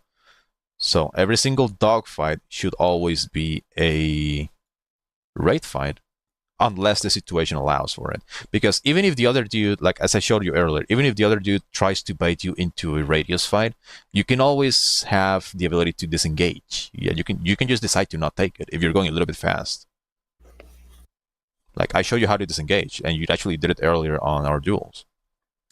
So technically, the other guy was forcing a stall fight, but it was kind of up to you if you wanted to take it or not. So the situation kind of didn't really allow for it. So once again, technically, every single dogfight should always be a lag unless the situation allows otherwise. Somebody makes a mistake, or maybe during confrontation, like everything is incredibly spontaneous. Sometimes maybe you just merge way too heavy on fuel. Maybe the other guy is just dropping bombs and they forgot to drop them. Maybe the other guy makes a mistake and merges way too early and he just fucking does a serial lead turn. Or maybe they're just retarded, like 95% of the sim player base. I don't know. So everything is spontaneous on EC. But also, you should definitely be paying more attention to what the opponent does and do what is appropriate. Anyway, enough yapping. I really hope that was helpful. So the TLDR is maybe if you have time, you can watch. You probably do already, but you can rewatch the radius thingies. But it's not really that big of a deal. It's mostly that you can see from my perspective what it looks like to play for radius. So again, radius is basically you're trying to pull into the guy's wing, but that's not the priority right now. The priority for you should be to watch this one: raid fights and offsets. Either this one or the last one, whichever you want. I'll do No 10's video first, probably tomorrow. I'll have a lot of time tomorrow, so I'll just take time to just. Yeah, fair enough. Yeah, unfortunately, like this one is probably the best one, but it's like 1.5 hours long, which is way too fucking long for a lot of people, for myself included. But you don't understand. I just graduated high school. I'm just like I'm on the easiest summer break of my life. I got nothing else I could. Okay, well, this motherfucker's in high school. Holy shit, I'm teaching children right here. All right. Yeah. Like all right. right now I'm applying for my college classes. I got those all like settled out. So it's literally I just graduated. I have as much time as I want until okay. Stop doing. All right, fair enough. All right, well, there you go. That's why I'm terminally online so much. All right, get yourself some counterfeit Adderall and watch it. Yeah, I'll do that. But no, thanks for everything. Yeah, I think I'm gonna be honest. Like, if you learn how to pull lag, it's very fucking easy. By the way, you learn how to pull lag, and you also control your separation a little bit better. So again, controlling separation equals not overspeeding. You might be able to go toe to toe with Peak. Yeah. He's still kind of really fucking autistic. Like he does the funny bullshit on me a few times, and he actually does it properly. But yeah, like Peak actually got there really fucking quick because I explained things really fucking well. So like the material is right there. It's up to you to fucking watch it. We still joke around though. I was better than him in like 1st December, and then he gets better than me. Oh, dude, yeah, literally, like, I'm gonna be honest, both to you and whoever is still watching the fucking stream, like, Peak is probably my best student. Like, that motherfucker became purple within like 3 sessions of dueling me. He can pick up stuff so fast. Like, I remember that I used to be teaching him back when he would like ping me for duels, and we would do F2 versus 227. And he would be the one that would be like, you could probably beat me in the F2 in the pre-buff. And I'm like, no. Yeah. Yeah, like literally, like the very first video I made with him was this one. So I'm explaining radius to him, and he picked it up immediately. Like, okay, he learned radius, and then I did another session to like reinforce what it was like, and then I taught him how to pull lag, and there you go. He was already like purple material. Motherfucker just picked it up immediately. Yeah. But yeah, apparently I'm a really fucking good teacher, and many people have said that. So, well, the material is Yeah. right there, and I explain think things the really only- fucking well. So, go watch only the thing. bad thing is that you're just one person. Say again. The only bad thing is that you're just like one person in the end of the day. So it's just like it's difficult to just say this. Most people need to like learn the thing when they're actually dogfighting, because like everyone knows about it on paper, but there's a difference in how it feels in the moment and when you're actually fighting the person. Because you'll just ultimately just forget about that stuff sometimes. and Yeah. just fall. Yeah, no, that's fair. Like, I think, like, I always say that learning how to duel is the exact same shit as learning math. It doesn't matter how many books you read and memorize, you need to fucking practice. You need to do the practice questions and everything. And the biggest issue is just that the only person aside from you that can kind of give like sense of like pure dogfighting, or at least a good enough feedback, is Peak. And even then, it's just two people. Is the only thing. Yeah, I guess Peak, it probably does a very good job explaining things because, well, I explain things to him and he learned, and because he learned, he can also afford to explain things. Mhm. But yeah, it's basically just two people. Yeah, he can identify the things. The problem is that for people, they just want like a full depth explanation for it rather than it.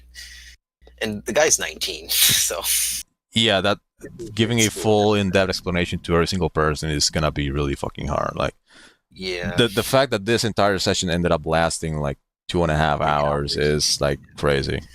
But well, I'm farming viewers right now, and some of these motherfuckers probably found it interesting. They're like, "Wow, this guy is smart and he knows how to explain dogfighting." And I think that's another thing. Like, I'm so fucking autistic that I can just see every single minor mistake that people make, and I was actually able to see my own mistakes like earlier. Like, like on the Hornet, I'm like, okay, I got too fucking slow for way too long, and like I kind of don't really have a choice because the way you were putting pressure, like forcing verticality, kind of bit me in the ass, or maybe I just went a little bit too aggressive and whatever. So even when I make a mistake, I immediately notice it, and I'm like, this might be in the ass in a few seconds because even though I was kind of inside your radius, like I didn't really have any speed to pull out of the way, and that's kind of a really big issue in the Hornet. Yeah, But, I mean, yeah. it's for me. It's fun, at least, like considering a year ago, I wasn't even able to kill you in a Su-27 SM versus Mirage, and then now I can just sort of find myself killing you at times.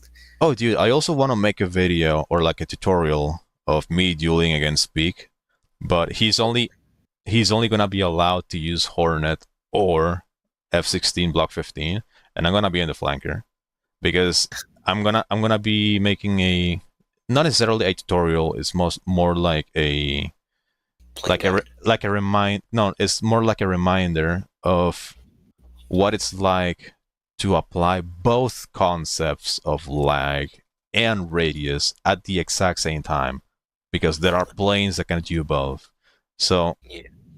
On the server, I think we've been focusing way too hard on using either Hornet or Block 15s because I still think they are the best planes for learning, but there are planes that are capable of doing both at the exact same time. Like the flanker, for the most part, you cannot outrate the flanker unless it's retarded and the guy is like very heavy on weapons or whatever. But technically, you cannot outrate the flanker unless you are in a Eurofighter or maybe an F2, but that depends. And also, you cannot contest the flanker at slow speeds. So what the fuck do you do? Right? Yeah, it's like a new level, like in between. It's a Because different. I was looking on StatShark, and F2, Gripen, and Su-27, they're like really, really similar in the terms of dogfighting and what you can do with them, but they're not like, as busted as the Eurocanards with like, infinite. Yeah, well, the flanker has the Turbo Omega AOA at slow speed, but when it comes to cashing in speed and lift boundary, is not the same as the Gripen, of course. Like the Gripen can still rinse the flanker. Just because the strengths of the Griffin are more significant and can be more tangible than the strengths of the flanker. Like in a flanker versus Griffin scenario, the biggest strength of the flanker is going to be only the AOA, basically. So you manage to force a stall fight, you maybe can cook for like a couple of stalls, and that's it. The Griffin, because it has infinite lift and basically beats no speed, it means that it can actually maneuver a lot more freely, even if it has barely any airspeed, because the lift boundary is just that busted. And it also has an AOA button, so. No, I feel you on that. Yeah, I was thinking, like, for a lot of, like, the new people who join on the server, because I remember I was talking to this one guy earlier, and he was like, I think it was Marcus, and he was telling me, like, hey, can I learn in, like, Flanker and C27 SM? I'm like, sure, but you're not going to really learn, like, how you typically would be able to apply on, like, a Hornet or something. But, I don't know. It's just weird. A lot more people are just joining, so it's just, like, it's a little bit more difficult. Yeah, I like the fact that more people are joining the server and whatnot, but I guess I just really cannot fucking be asked to boot out the game sometimes. It's also like I told you, in the end of the day, you're one person and you basically have done whatever you can. Yeah, and also, like, my fucking tutorials are way too fucking good. Like, I'm gonna be honest. Like, I'm kind of proud of the way I've explained shit. Like, these guys are way too fucking useful. So the reason why I made them is so that people can learn at least the basics and get the fundamentals in there without needing my direct help, like we did this whole section. Like, they can probably, if they go toe-to-toe for it and can actually do it with a few duels, they can probably get up to, like, green or purple, or green or blue easily from it. Yeah. So it's like, it's known as ground tanks.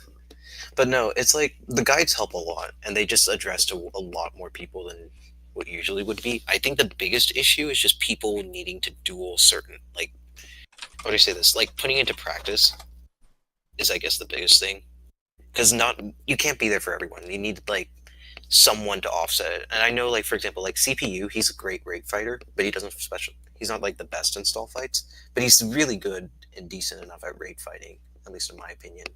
I would imagine CPU, that your CPU has always been, like, decently good at raid fighting overall.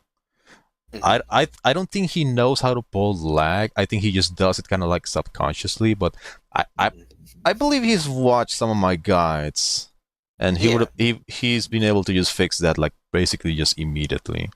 Like, exactly. It's just you literally just watch this video and you will learn how to raid fight perfectly. That's it. Yeah, I think it's just more of like, I think what you should start doing instead is, like, instead of making people fight you one-on-one, just let them read the guide and then have, like, someone that you probably know that's decent enough at learning or doing this one certain tactic, and then tell them, hey, this person's good at doing this and this plane, and then they'll figure it out. It's not like the person has to explain to them, because you're going to be, like, putting a fight that's catering for that.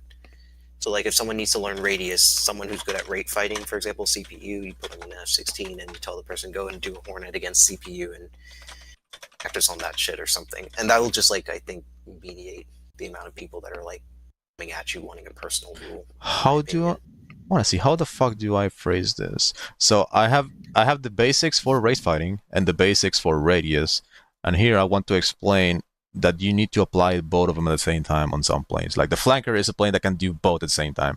Like, if you put the flanker against the block 15, the block 15 gets raped. If you put the flanker against the Hornet gets raped. Yeah.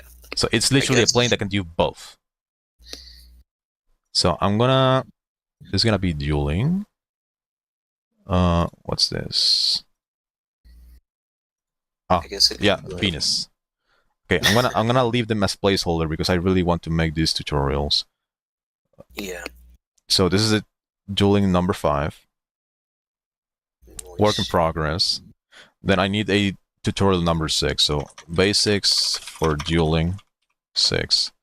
This is gonna be about different types of merges and reactions to opponents merge. Yeah. So again, there's no correct way of merging, only a correct way of reacting to your opponent's merge. Nice. Dueling. And I think there's another one I wanted to make. Stall fights. Stall fights is gonna be very easy. So basics for dueling 7. Stall fights. Dueling. Oh, I think I forgot to put the beanies on the other one. So beanies. Peak. Can I put the beanies here? You should. If not, you can like It did. delete it and make it again. Venus. There you go. Nice. So I have Forever. 3. I have 3 to go. So number 5, I'm gonna need probably your help or Peak's help just to showcase it. It's not necessarily gonna be a tutorial. It's more like a showcase of. You need to keep in mind the first 2 concepts. So radius and rate fights. You should not be doing one or the other. There are planes that allow you to do both if needed, and that's kind of like the showcase I want to do in there. Then stall fights is really fucking easy. I can do that shit in like an hour. And then different types of merges. I need to find a way to explain it that people can understand.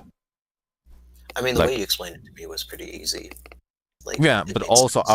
I probably need to record some footage of showcasing like the proper reactions and whatnot. I might, you know what? I might actually ping you to help me with this one. I don't want to bother Peak because Peak has helped me a lot on some of the others. So Yeah. I'll probably be pinging you the next few days, especially since you're gonna be free to give me a hand with these. Yeah. As long as it's not Tuesdays and Thursdays, I'm good. Cause I'll just fucking ping you and ask. It's fine. I'll just ask, see if you're available. Yeah, a lot of people have been needing the stall fight guide because I was fighting a flanker enjoyer, the guy in the VC who was talking, being annoying. But Oh yeah. The stall fights guide is gonna be incredibly easy. And there's another. I wanted to do another thing. Oh, I'm working on a couple videos right now. I'm not gonna spoil it, but it's been taking me a little bit longer than I expected. But there's gonna be a guide for air-to-ground targeting. oh yeah, that one. I mean, is there really too much to go off from it? Well, I want to make a complete guide showcasing every single possible mechanic that is involved in air-to-ground targeting, and showing Yes. people how it actually works. True. Like when I explain things to people, I try to always explain the what, the how, and the why. And the why is the most important because if I tell you to do something, you can get it engraved in your head and do it, but sometimes understanding why allows you to actually understand, like, oh, this is the purpose of doing this. Oh, if this is the reason why I should be doing this, then maybe I can do something a little bit different here and there, right? So it's Yeah. like on high school and college, they teach you math and math and math, but they never teach you how to apply it. So they never give you like a real life example on how to do things, right? So you're pretty familiar with that, probably. Everyone is.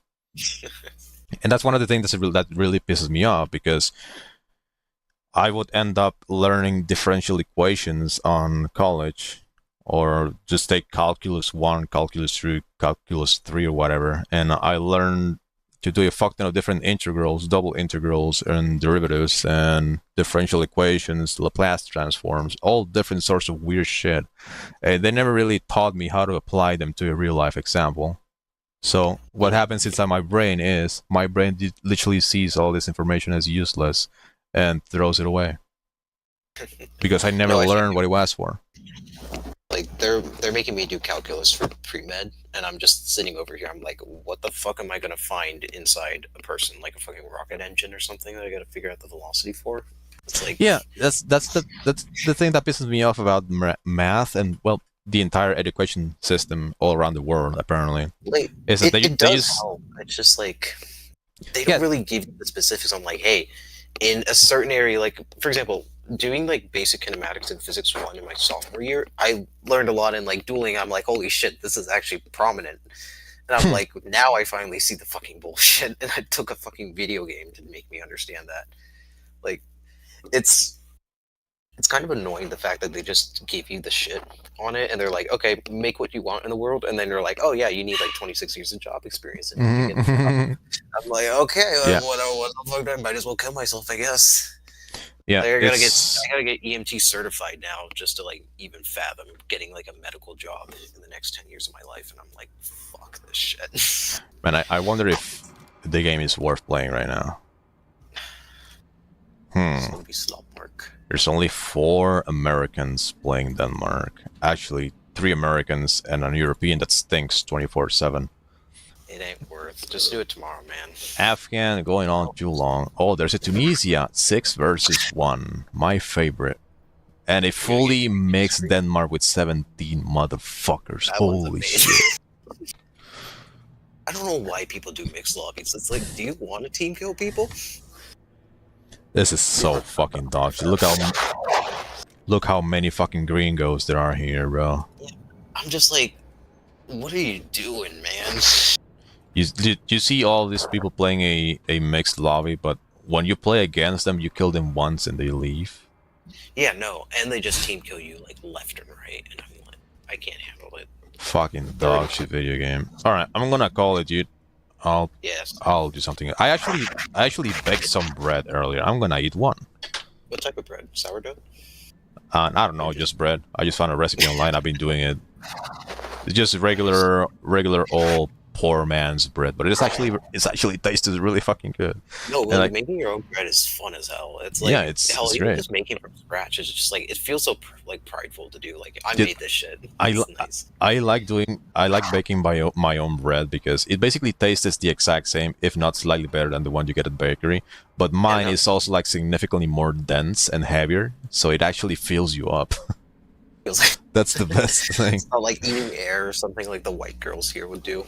Yeah, like it's fine. Like it's tasty when you buy it. It's tasty and it's all puffy and soft inside, but it doesn't really fill you up. Like I could buy an entire baguette and probably eat the whole thing and still be hungry afterwards. No, I did that once. I like went into my bakery and I just got it with like some jam, and I'm like, I still feel fucking crazy. Like, It's really fucking good, but it doesn't fill you.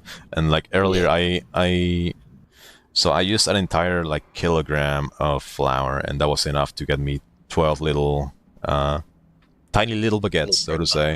And they're like decently chunky and heavy, and they actually fill you up. You might be able to only eat like 1.5 at most if you're very hungry. and then you're just like, you're already set for the day, and Yeah, like, and that's I it.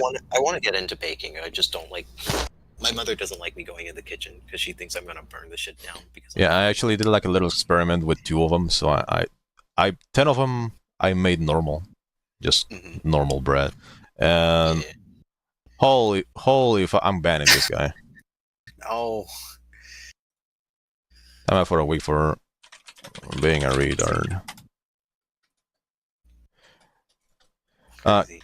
Can we avoid posting garbage that potentially What's that even? makes chats unreadable in public? That's an amputee. God damn. But no, back Cringe. to bread. Like, do you have a Back to bread. smoker? No. I'm gonna call the stream here. I've been going on for 3 hours, and there's No, people I gotta probably tell you, just I gotta waiting for tell me you. to wrap it up. So Texas brisket. Okay, do you got a smoker or like any like barbecue thing? all right, I'm gonna call the stream here. So GG's, Eric. Thanks. Uh, I'll you- keep working on my stuff. Yeah, just watch that. Like honestly, if you learn how to pull proper lag, that's gonna be one less step to worry about, and you'll be able to isolate the other issues a lot more easily. Okay. But no, thanks for everything. Make some steak and some brisket. Okay, Texas thing. Trust me, it will go great with your bread. Well, I don't live in Texas. I live in Latin America, and we are too broke to buy meat. So, yeah. I'll send you one. Okay, it'll be like aged, Alright. dry aged. All right, dude. Peace. Have a good Bye night. bye. All right. Well, thank you guys for hanging out. Stall fight guide. Yeah, I'll make it soon. It's very fucking easy. Like it's just a bunch of drawings on paint. It's gonna be incredibly easy to understand. I might even record some extra footage just to drive the point home as much as I can to make sure everyone understands it. But stall fight is very easy. It's like, I'm gonna make a fucking paint drawing right now, and it's gonna take me 1 minute. So there's a few different types of stall fights. So we have falling leaf, where you're basically falling towards the ground with your opponent, like this. So this is falling leaf. Here comes the opponent or something, and he's falling with you. Falling leaf. This can happen on whatever plane you're flying, but both of you are going to be sinking towards the ground, of course. So on this kind of falling leaf, sometimes, depending on the plane, you might want to use flaps. Also, cut throttle, sometimes completely, and air brake. Not always, but if you're like very, very equal with your opponent and you don't have like a turbo-goated AOA plane that is floaty, you might not be able to get nose on them as easily. So, you want to deploy flaps, cut throttle, and air brake, because this is going to slow down your descent towards the ground. It's going to make you fall slower, because you're becoming more draggy, more floaty. And if your opponent doesn't do the same, he's eventually going to sink way further than you. And once you have enough separation, you can just pull into him and kill him, right? So in this kind of stall fights, if neither of you have a really good angle on the other guy, then you want to do this to slow down your descent and eventually float above them and kill them. Then there is a rolling scissors. What I would call it rolling scissors. So there is a concept on radius that is corkscrew. So it basically looks like this. This is a corkscrew. It's a concept of radius fighting. It's not necessarily a stall fight. So a corkscrew on the tac view or the sensor view basically looks like this. You have one person pulling lead and one person pulling lag. And this usually happens between like 500 kph to 600. So you remember the twisty things, like the twisty trajectories that I showcased earlier, where you're trying to get into the person's radius, like whatever radius is available on the opponent. So you have the opponent, and they have the left radius, and they have the right radius. So the twisty thing is basically you trying to go for whatever radius is available at the time. Whatever radius is more juicy at the time. So sometimes you go to the left, sometimes you go to the right, right? So sometimes you go to the right, sometimes you go to the left, whichever radius is more available, depending on what your opponent is doing. So this is why it becomes twisty. You want to keep doing this as often as you can to make it twisty for your opponent so he cannot outrate you. It's going to make it very more difficult for him to outrate you. So this is why it looks more twisty. However, sometimes, depending on what's happening in a dogfight, you will only have one radius available on the opponent. So the reason why corkscrews happen is because you only have one radius available. So, say for example, the left one. So you're perpetually pulling into their left radius, and your opponent pulling lag correctly, he will be pulling like away from you, like this direction.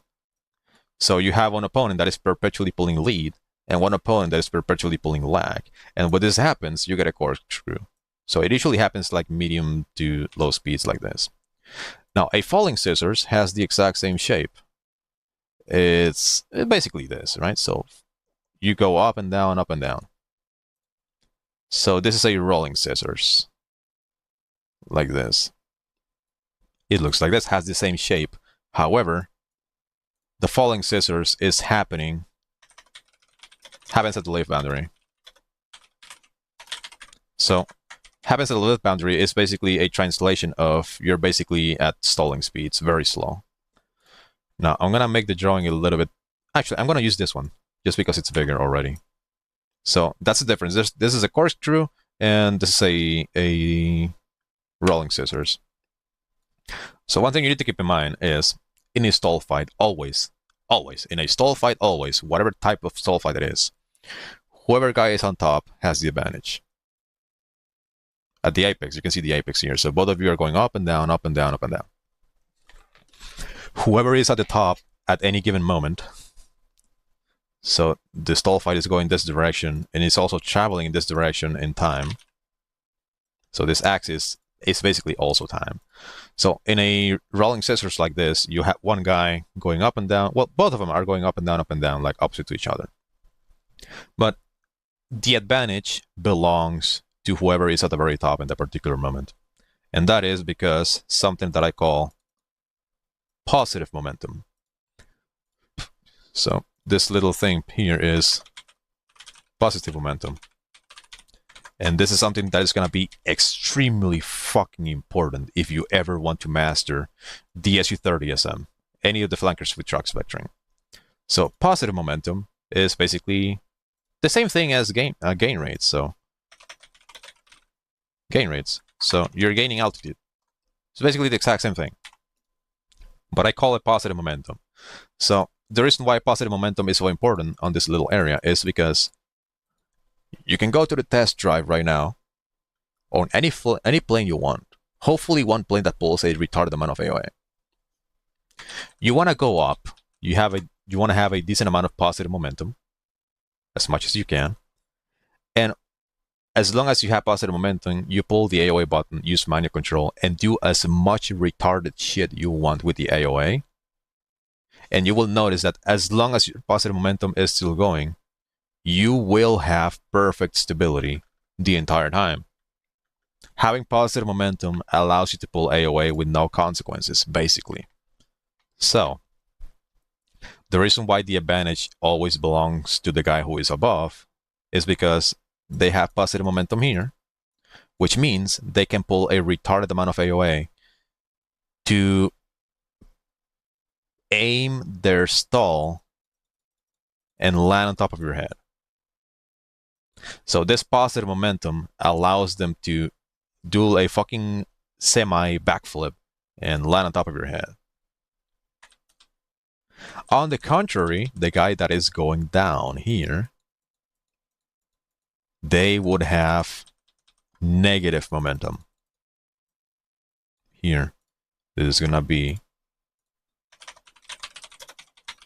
negative momentum. It's kind of self-explanatory. It's called negative momentum because you're sinking towards the ground. Now, when you sink towards the ground, it's the absolute worst time for you to pull AOA. And the reason for that is you're going to be compressing. Gravity is going to be a bitch. Gravity is already dragging your plane down. And gravity wants to keep dragging it down all the time. Okay? Which means if both of you are right here, and both of you are going the exact same speed, with the difference is that one of them is going up, one of them is going down. Well, the guy that is going down is going to spend a longer amount of time in here because gravity is going to want to drag the plane downwards.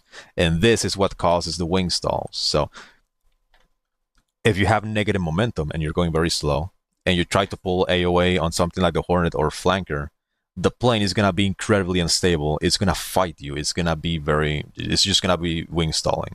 And the reason for that is because gravity is fucking you up. Gravity is dragging your plane downwards. On positive momentum, it's the opposite because on positive momentum, the gravity is not affecting you yet. You're going up. That's why you can basically pull AOA with no consequences, as I said earlier. With negative momentum, however, gravity is already fucking you in the ass. So, the guy who is below on this rolling scissors has the disadvantage. Because gravity is going to pulling down. It's going to make them compress. They will not be able to pull a lot of AOA. They're also going to be very slow. They're going to be pulling the stick all the way back. They're going to be fighting gravity way too much. And that also means that the time spent here on this area, the time spent down here, is longer than the time spent here. Because if you have a plane that pulls retarded amount of AOA, say for example the Flanker or the Hornet, well, if you have positive momentum, or if you're just above the opponent at all times anyway, you can just pull the AOA button, pull almost a Cobra, and you can force the nose of the plane to come down preemptively. So technically, you can decide how long you want to spend up here, okay? Because you can just pull AOA, you can cut throttle, and pull a Cobra, and you can just force the plane to stalling earlier so you can land on top of the opponent earlier, right? So if you're the guy on top and you have positive momentum, you get to decide how long you want to be up there. The guy at the bottom, however, doesn't have any choice. Gravity is gonna fuck them up. It doesn't matter if they want to go up a little bit earlier, gravity is not gonna let them. That's why the guy at the bottom, unfortunately, whether they want to or not, they will have to spend a lot of time down there. So what do you do? Well, if you're the guy on the bottom, it kind of sounds like you're totally cooked, no? Really, not really. So whoever is at the top at that particular moment has the advantage. So the guy at the top is going to try to stall or trying to aim his stall to just land on top of you and kill you. Your goal, if you're the guy at the bottom, is to get the fuck away from his nose. Just avoid the nose. If you're the guy at the bottom, you need to avoid the nose from the guy on top as much as possible. So let's say, for example, if I'm going to draw a square. So this square is going to be your perspective from the cockpit, okay? And you're looking up. If your opponent is going up and he's trying to stall towards the right, your objective as the guy at the bottom is to pull the fuck out of the way. Stay the fuck away from his nose. You are the guy at the bottom, you are at disadvantage. You need to avoid the nose as best as you possibly can. So you pull the fuck out of the way. Avoid the nose. Sometimes, depending on how they do it, if the guy has a lot of positive momentum, that means he is going very, very vertical instead of like diagonal. Like if he goes very, very vertical, it allows his apex to be more pronounced. Something like this. And you can see his fall is even more dangerous because even if you try to dodge, say for example here, if you try to dodge, he might still be able to correct and intercept you. Same happens for the other direction. If you try to evade in this direction, he might be able to just predict that and he might be able to just get nose on and kill you. So overall, the more positive momentum you have, the better. But also, if you're in this kind of scissors and you try to get too much positive momentum, it's going to take you a little bit longer, right? Because remember, if you're transitioning from bottom to top, you are going to have to climb. And this is going to take a little bit of time. So for example, if you want to maximize your positive momentum, like it is the case here, so in this section here, you have a lot of positive momentum. So this is going to be very optimal for you. However, it's going to take you very long to get there. So for the most part, the stall will happen when you have like diagonal momentum, something like this. So that's one thing that you want to keep in mind about these kind of stall fights is sometimes you will not be able to afford going full vertical. Even though it's the most optimal way, it's going to take you way too long, and the other guy might just be able to get the nose on and eventually kill you. You're also going to be incredibly slow, so it might be difficult to control your plane. At the same time, you don't want to have very small amount of positive momentum, because if you have way too much momentum horizontally, you try to pull AOA, you're going to compress because you're flying horizontally too much, and you just become a flat pancake against the drag. So anyway, let's go back to the little square in here. So let's say, for example, you are the guy at the bottom. So you are the guy on red. This is your cockpit. You see in front of you the guy above. He is going up and he's trying to stall towards the right, like this. Your goal is to pull the fuck out of the way. Stay the fuck away from their nose. If you avoid their nose successfully, then in this area, pay attention. In this area, you will pass each other. Now, you have successfully dodged the nose, so you're passing next to each other. And now, here you switch sides. The advantages go to the other guy. So now, instead of being the guy at its advantage, the very moment you start going up and you pass the other guy, now the advantage belongs to you. So what happens up here is, you need to try to aim your stall to whatever direction the opponent is going. And you need to control your AOA, you need to make sure to aim, and you need to make sure to hopefully fucking kill them right here. If you miss your shot, then we're back to square one. You will fly next to the other dude, and now the advantage belongs to him. And this keeps going on over and over and over again until somebody dies.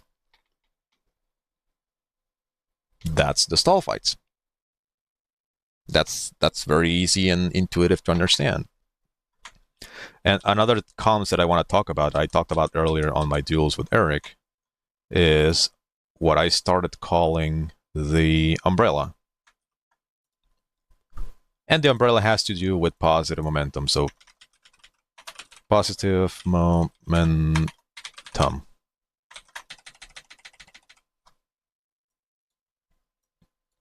So what exactly is an umbrella, or like the umbrella effect, whatever? If you're going fully vertical, say for example like an upward spiral, which is one way of baiting stall fights with people. Say for example you're in an upward spiral with your opponent like this. This is an upward spiral. Well, both of you are going up, so eventually both of you are going to be completely out of speed, because not only are you fighting against gravity, but also you're pulling really hard. That's why your guys are maneuvering like this, right? So on an upward spiral, eventually, whether you want to or not, you will run out of airspeed and your plane is inevitably just going to stall. Okay? However, there is a way of controlling this stall. Whenever you are inevitably about to run completely out of speed, you can try to maximize your positive momentum. So try to make your plane point upwards as much as you can. And this allows you to aim your stall to whatever location you need it to go. Anywhere.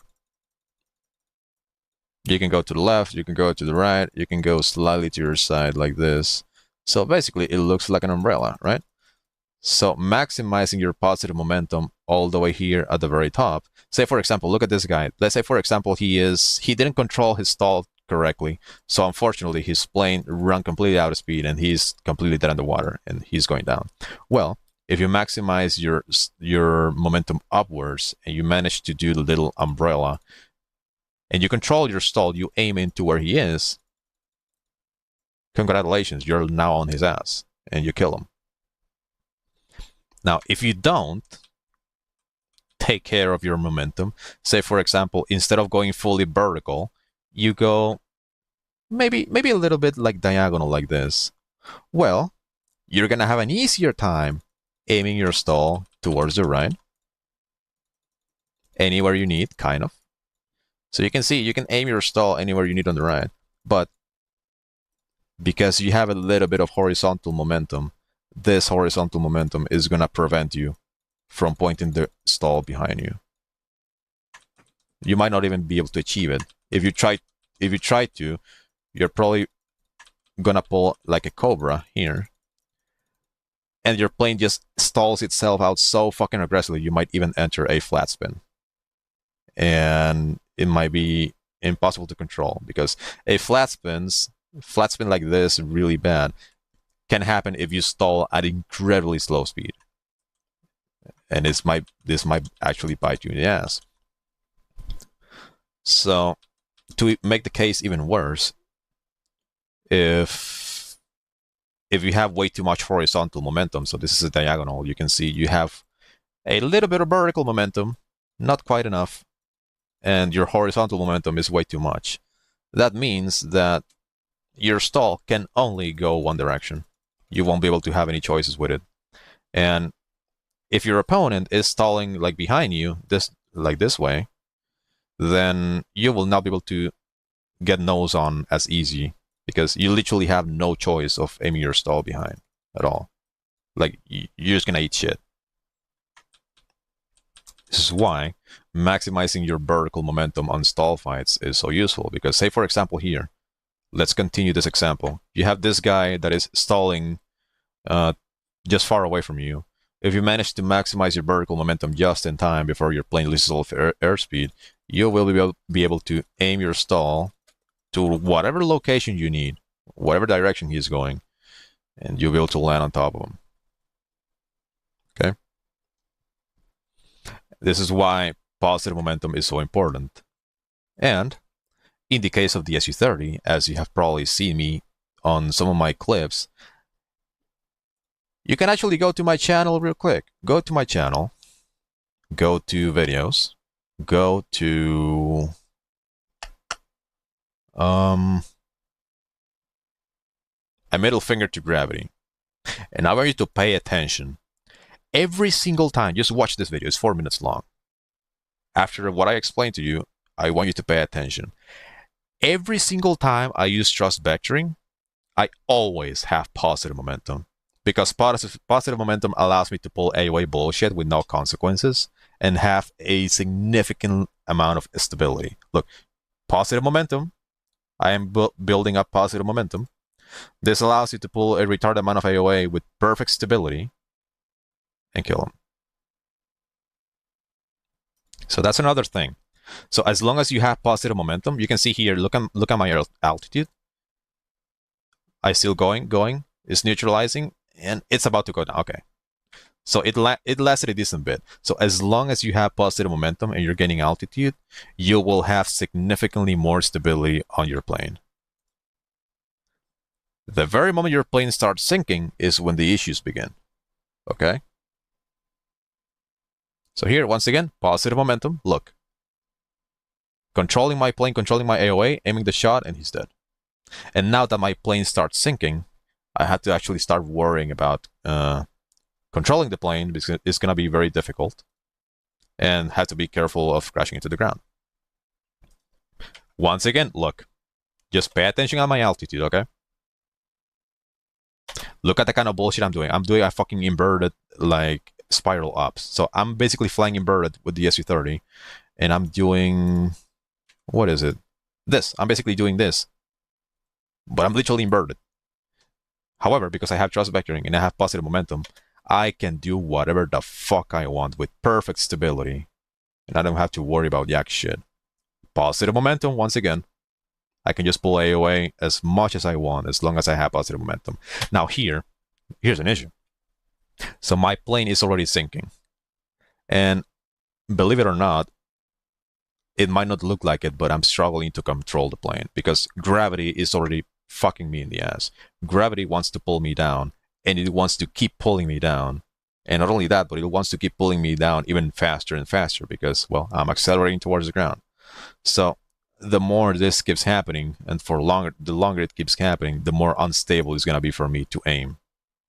Thankfully, I'm really autistic, and I know exactly when to expect it. So here, once again, I'm controlling the plane even more carefully than before and just connecting the shots. Positive momentum, once again, look. I can just aim very easily. And even if I have negative momentum already, like, it hasn't accelerated enough to really fuck me over. Like, if I start sinking a little bit faster, then the instability is gonna be worse.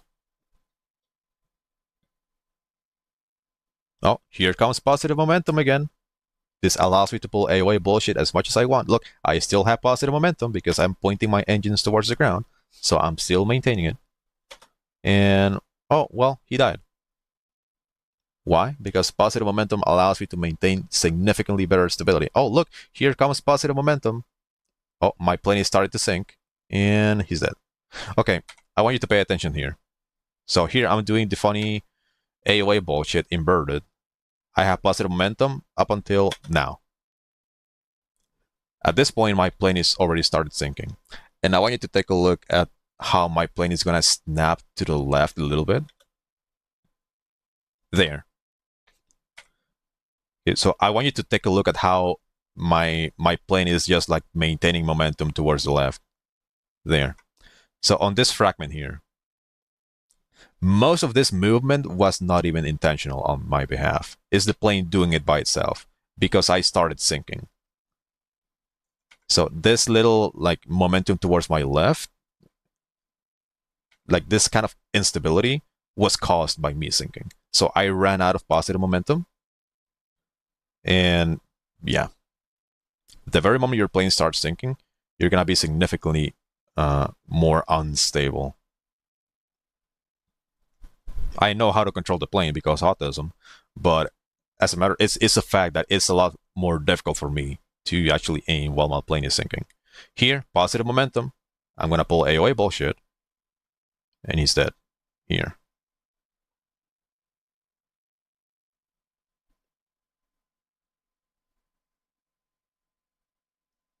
Positive momentum once again. Pull AOA bullshit. Stay inside his radius. And I want you to pay attention once again. So I'm about to run out of positive momentum around now. And here, I want you to take a look how, like, the momentum that the cockpit maintains or the plane retains. Because the very moment my plane starts sinking, it kind of starts just becoming way too unstable.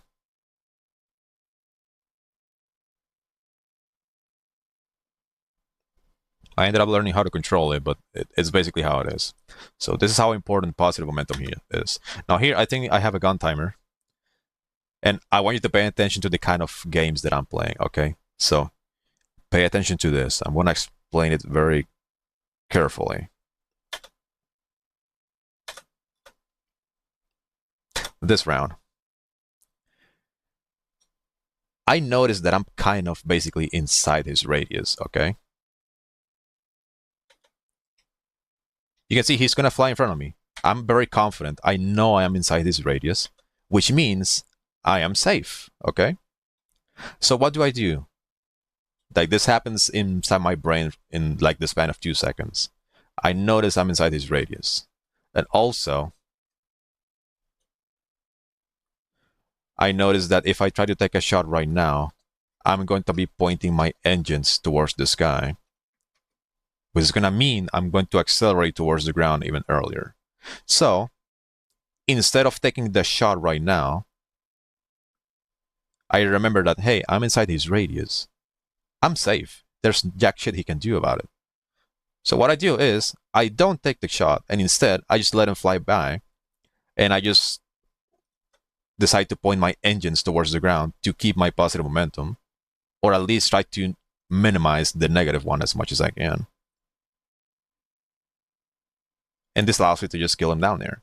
So, what would have happened if I decided to take the shot when I was pointing my engines towards the ground? So let's say, for example, I take the shot and I miss. Well, I ended up nuking my positive momentum earlier because I pointed my nose down, which means my engines are pushing me towards the ground.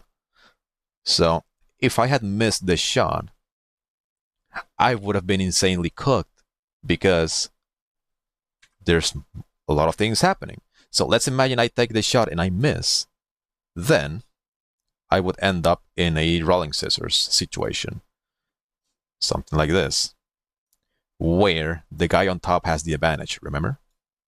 So if I miss that shot, he would be the guy on top. And he would have an advantage over me.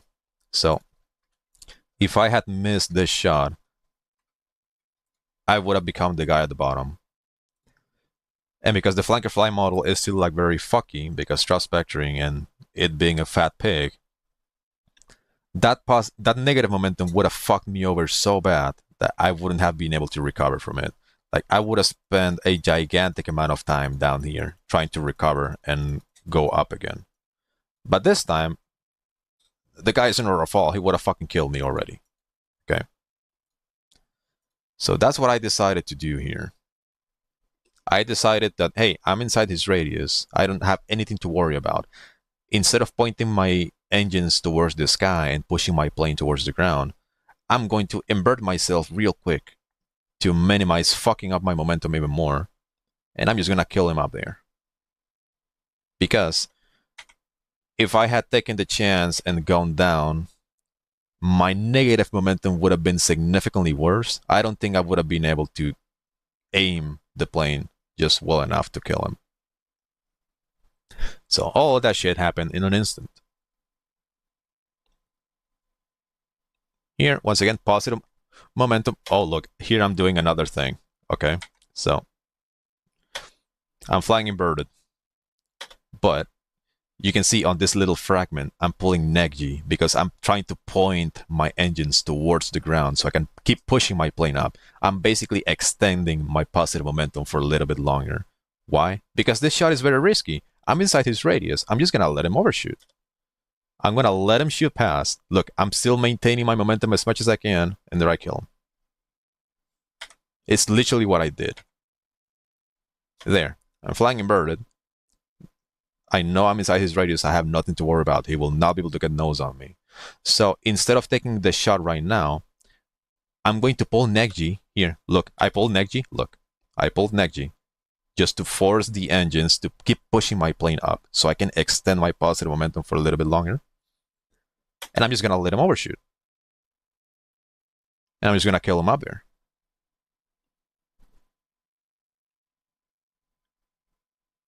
Here might be another backflip kill. Positive momentum once again. I'm going to do it very smoothly to carefully control my plane and aim. And there you go. So by the time I took the shot, like I had a little bit of negative momentum, but it wasn't really that significant to actually affect my stability or aim. So that's why you're seeing me do the backflip like smoothly instead of being like super snappy, is because I'm being careful of just making sure I control the plane and I aim properly. And I make my shot count.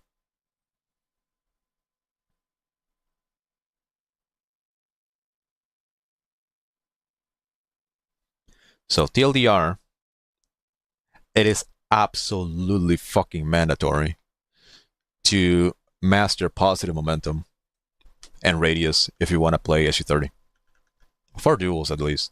Because, well, as a matter of fact, I don't think you need that shit anymore because nobody plays top tier. It would be retarded to play top tier. But if you want to do the funny in autistic ways like I do, that's the kind of thing that's happening in my mind at all times.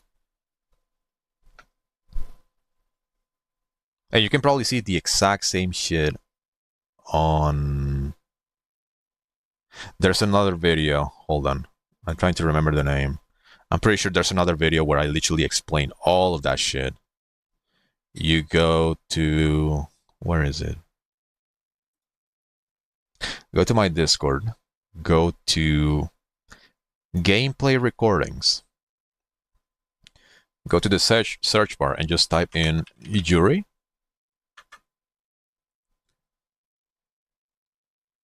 Hold on. So in gameplay recordings, so you filter the channel and then type in Yuri. Nothing shows up. Fuck me. Okay, I'm gonna share the link somewhere. I'll fucking find it. Give me a second. Yuri. Duels with Yuri. So on these duels, I'm using the SU-30 against him, and I'm actually explaining everything that I'm doing. And all the shit that I just explained on that little video from earlier, I explain it here, and it's a 30-minute long session. And you'll be able to see the exact same shit that I explained just a moment ago, where I'm trying to maximize my positive momentum or just let the guy overshoot. All that shit is in here. I'm gonna drop this in general, random, here. I'm gonna remove the timeout from this dude. So I'm just gonna drop it casually in random. And yeah, on this stream, if you wanna learn everything about like the positive momentum and the stall things that I just explained in here, it's all in there. It's basically how you use the SU-30. So yeah, stall fights are not very complicated. I'm gonna make these drawings. I'm gonna be talking to the mic. And I also want to showcase like a few clips of me doing each thing, because I want to make sure as much as possible that I drive the point home and that everyone has the ability to understand me. So it's a very easy tutorial. But yeah, there you go. That's positive momentum and stall fights for you. Thanks for watching.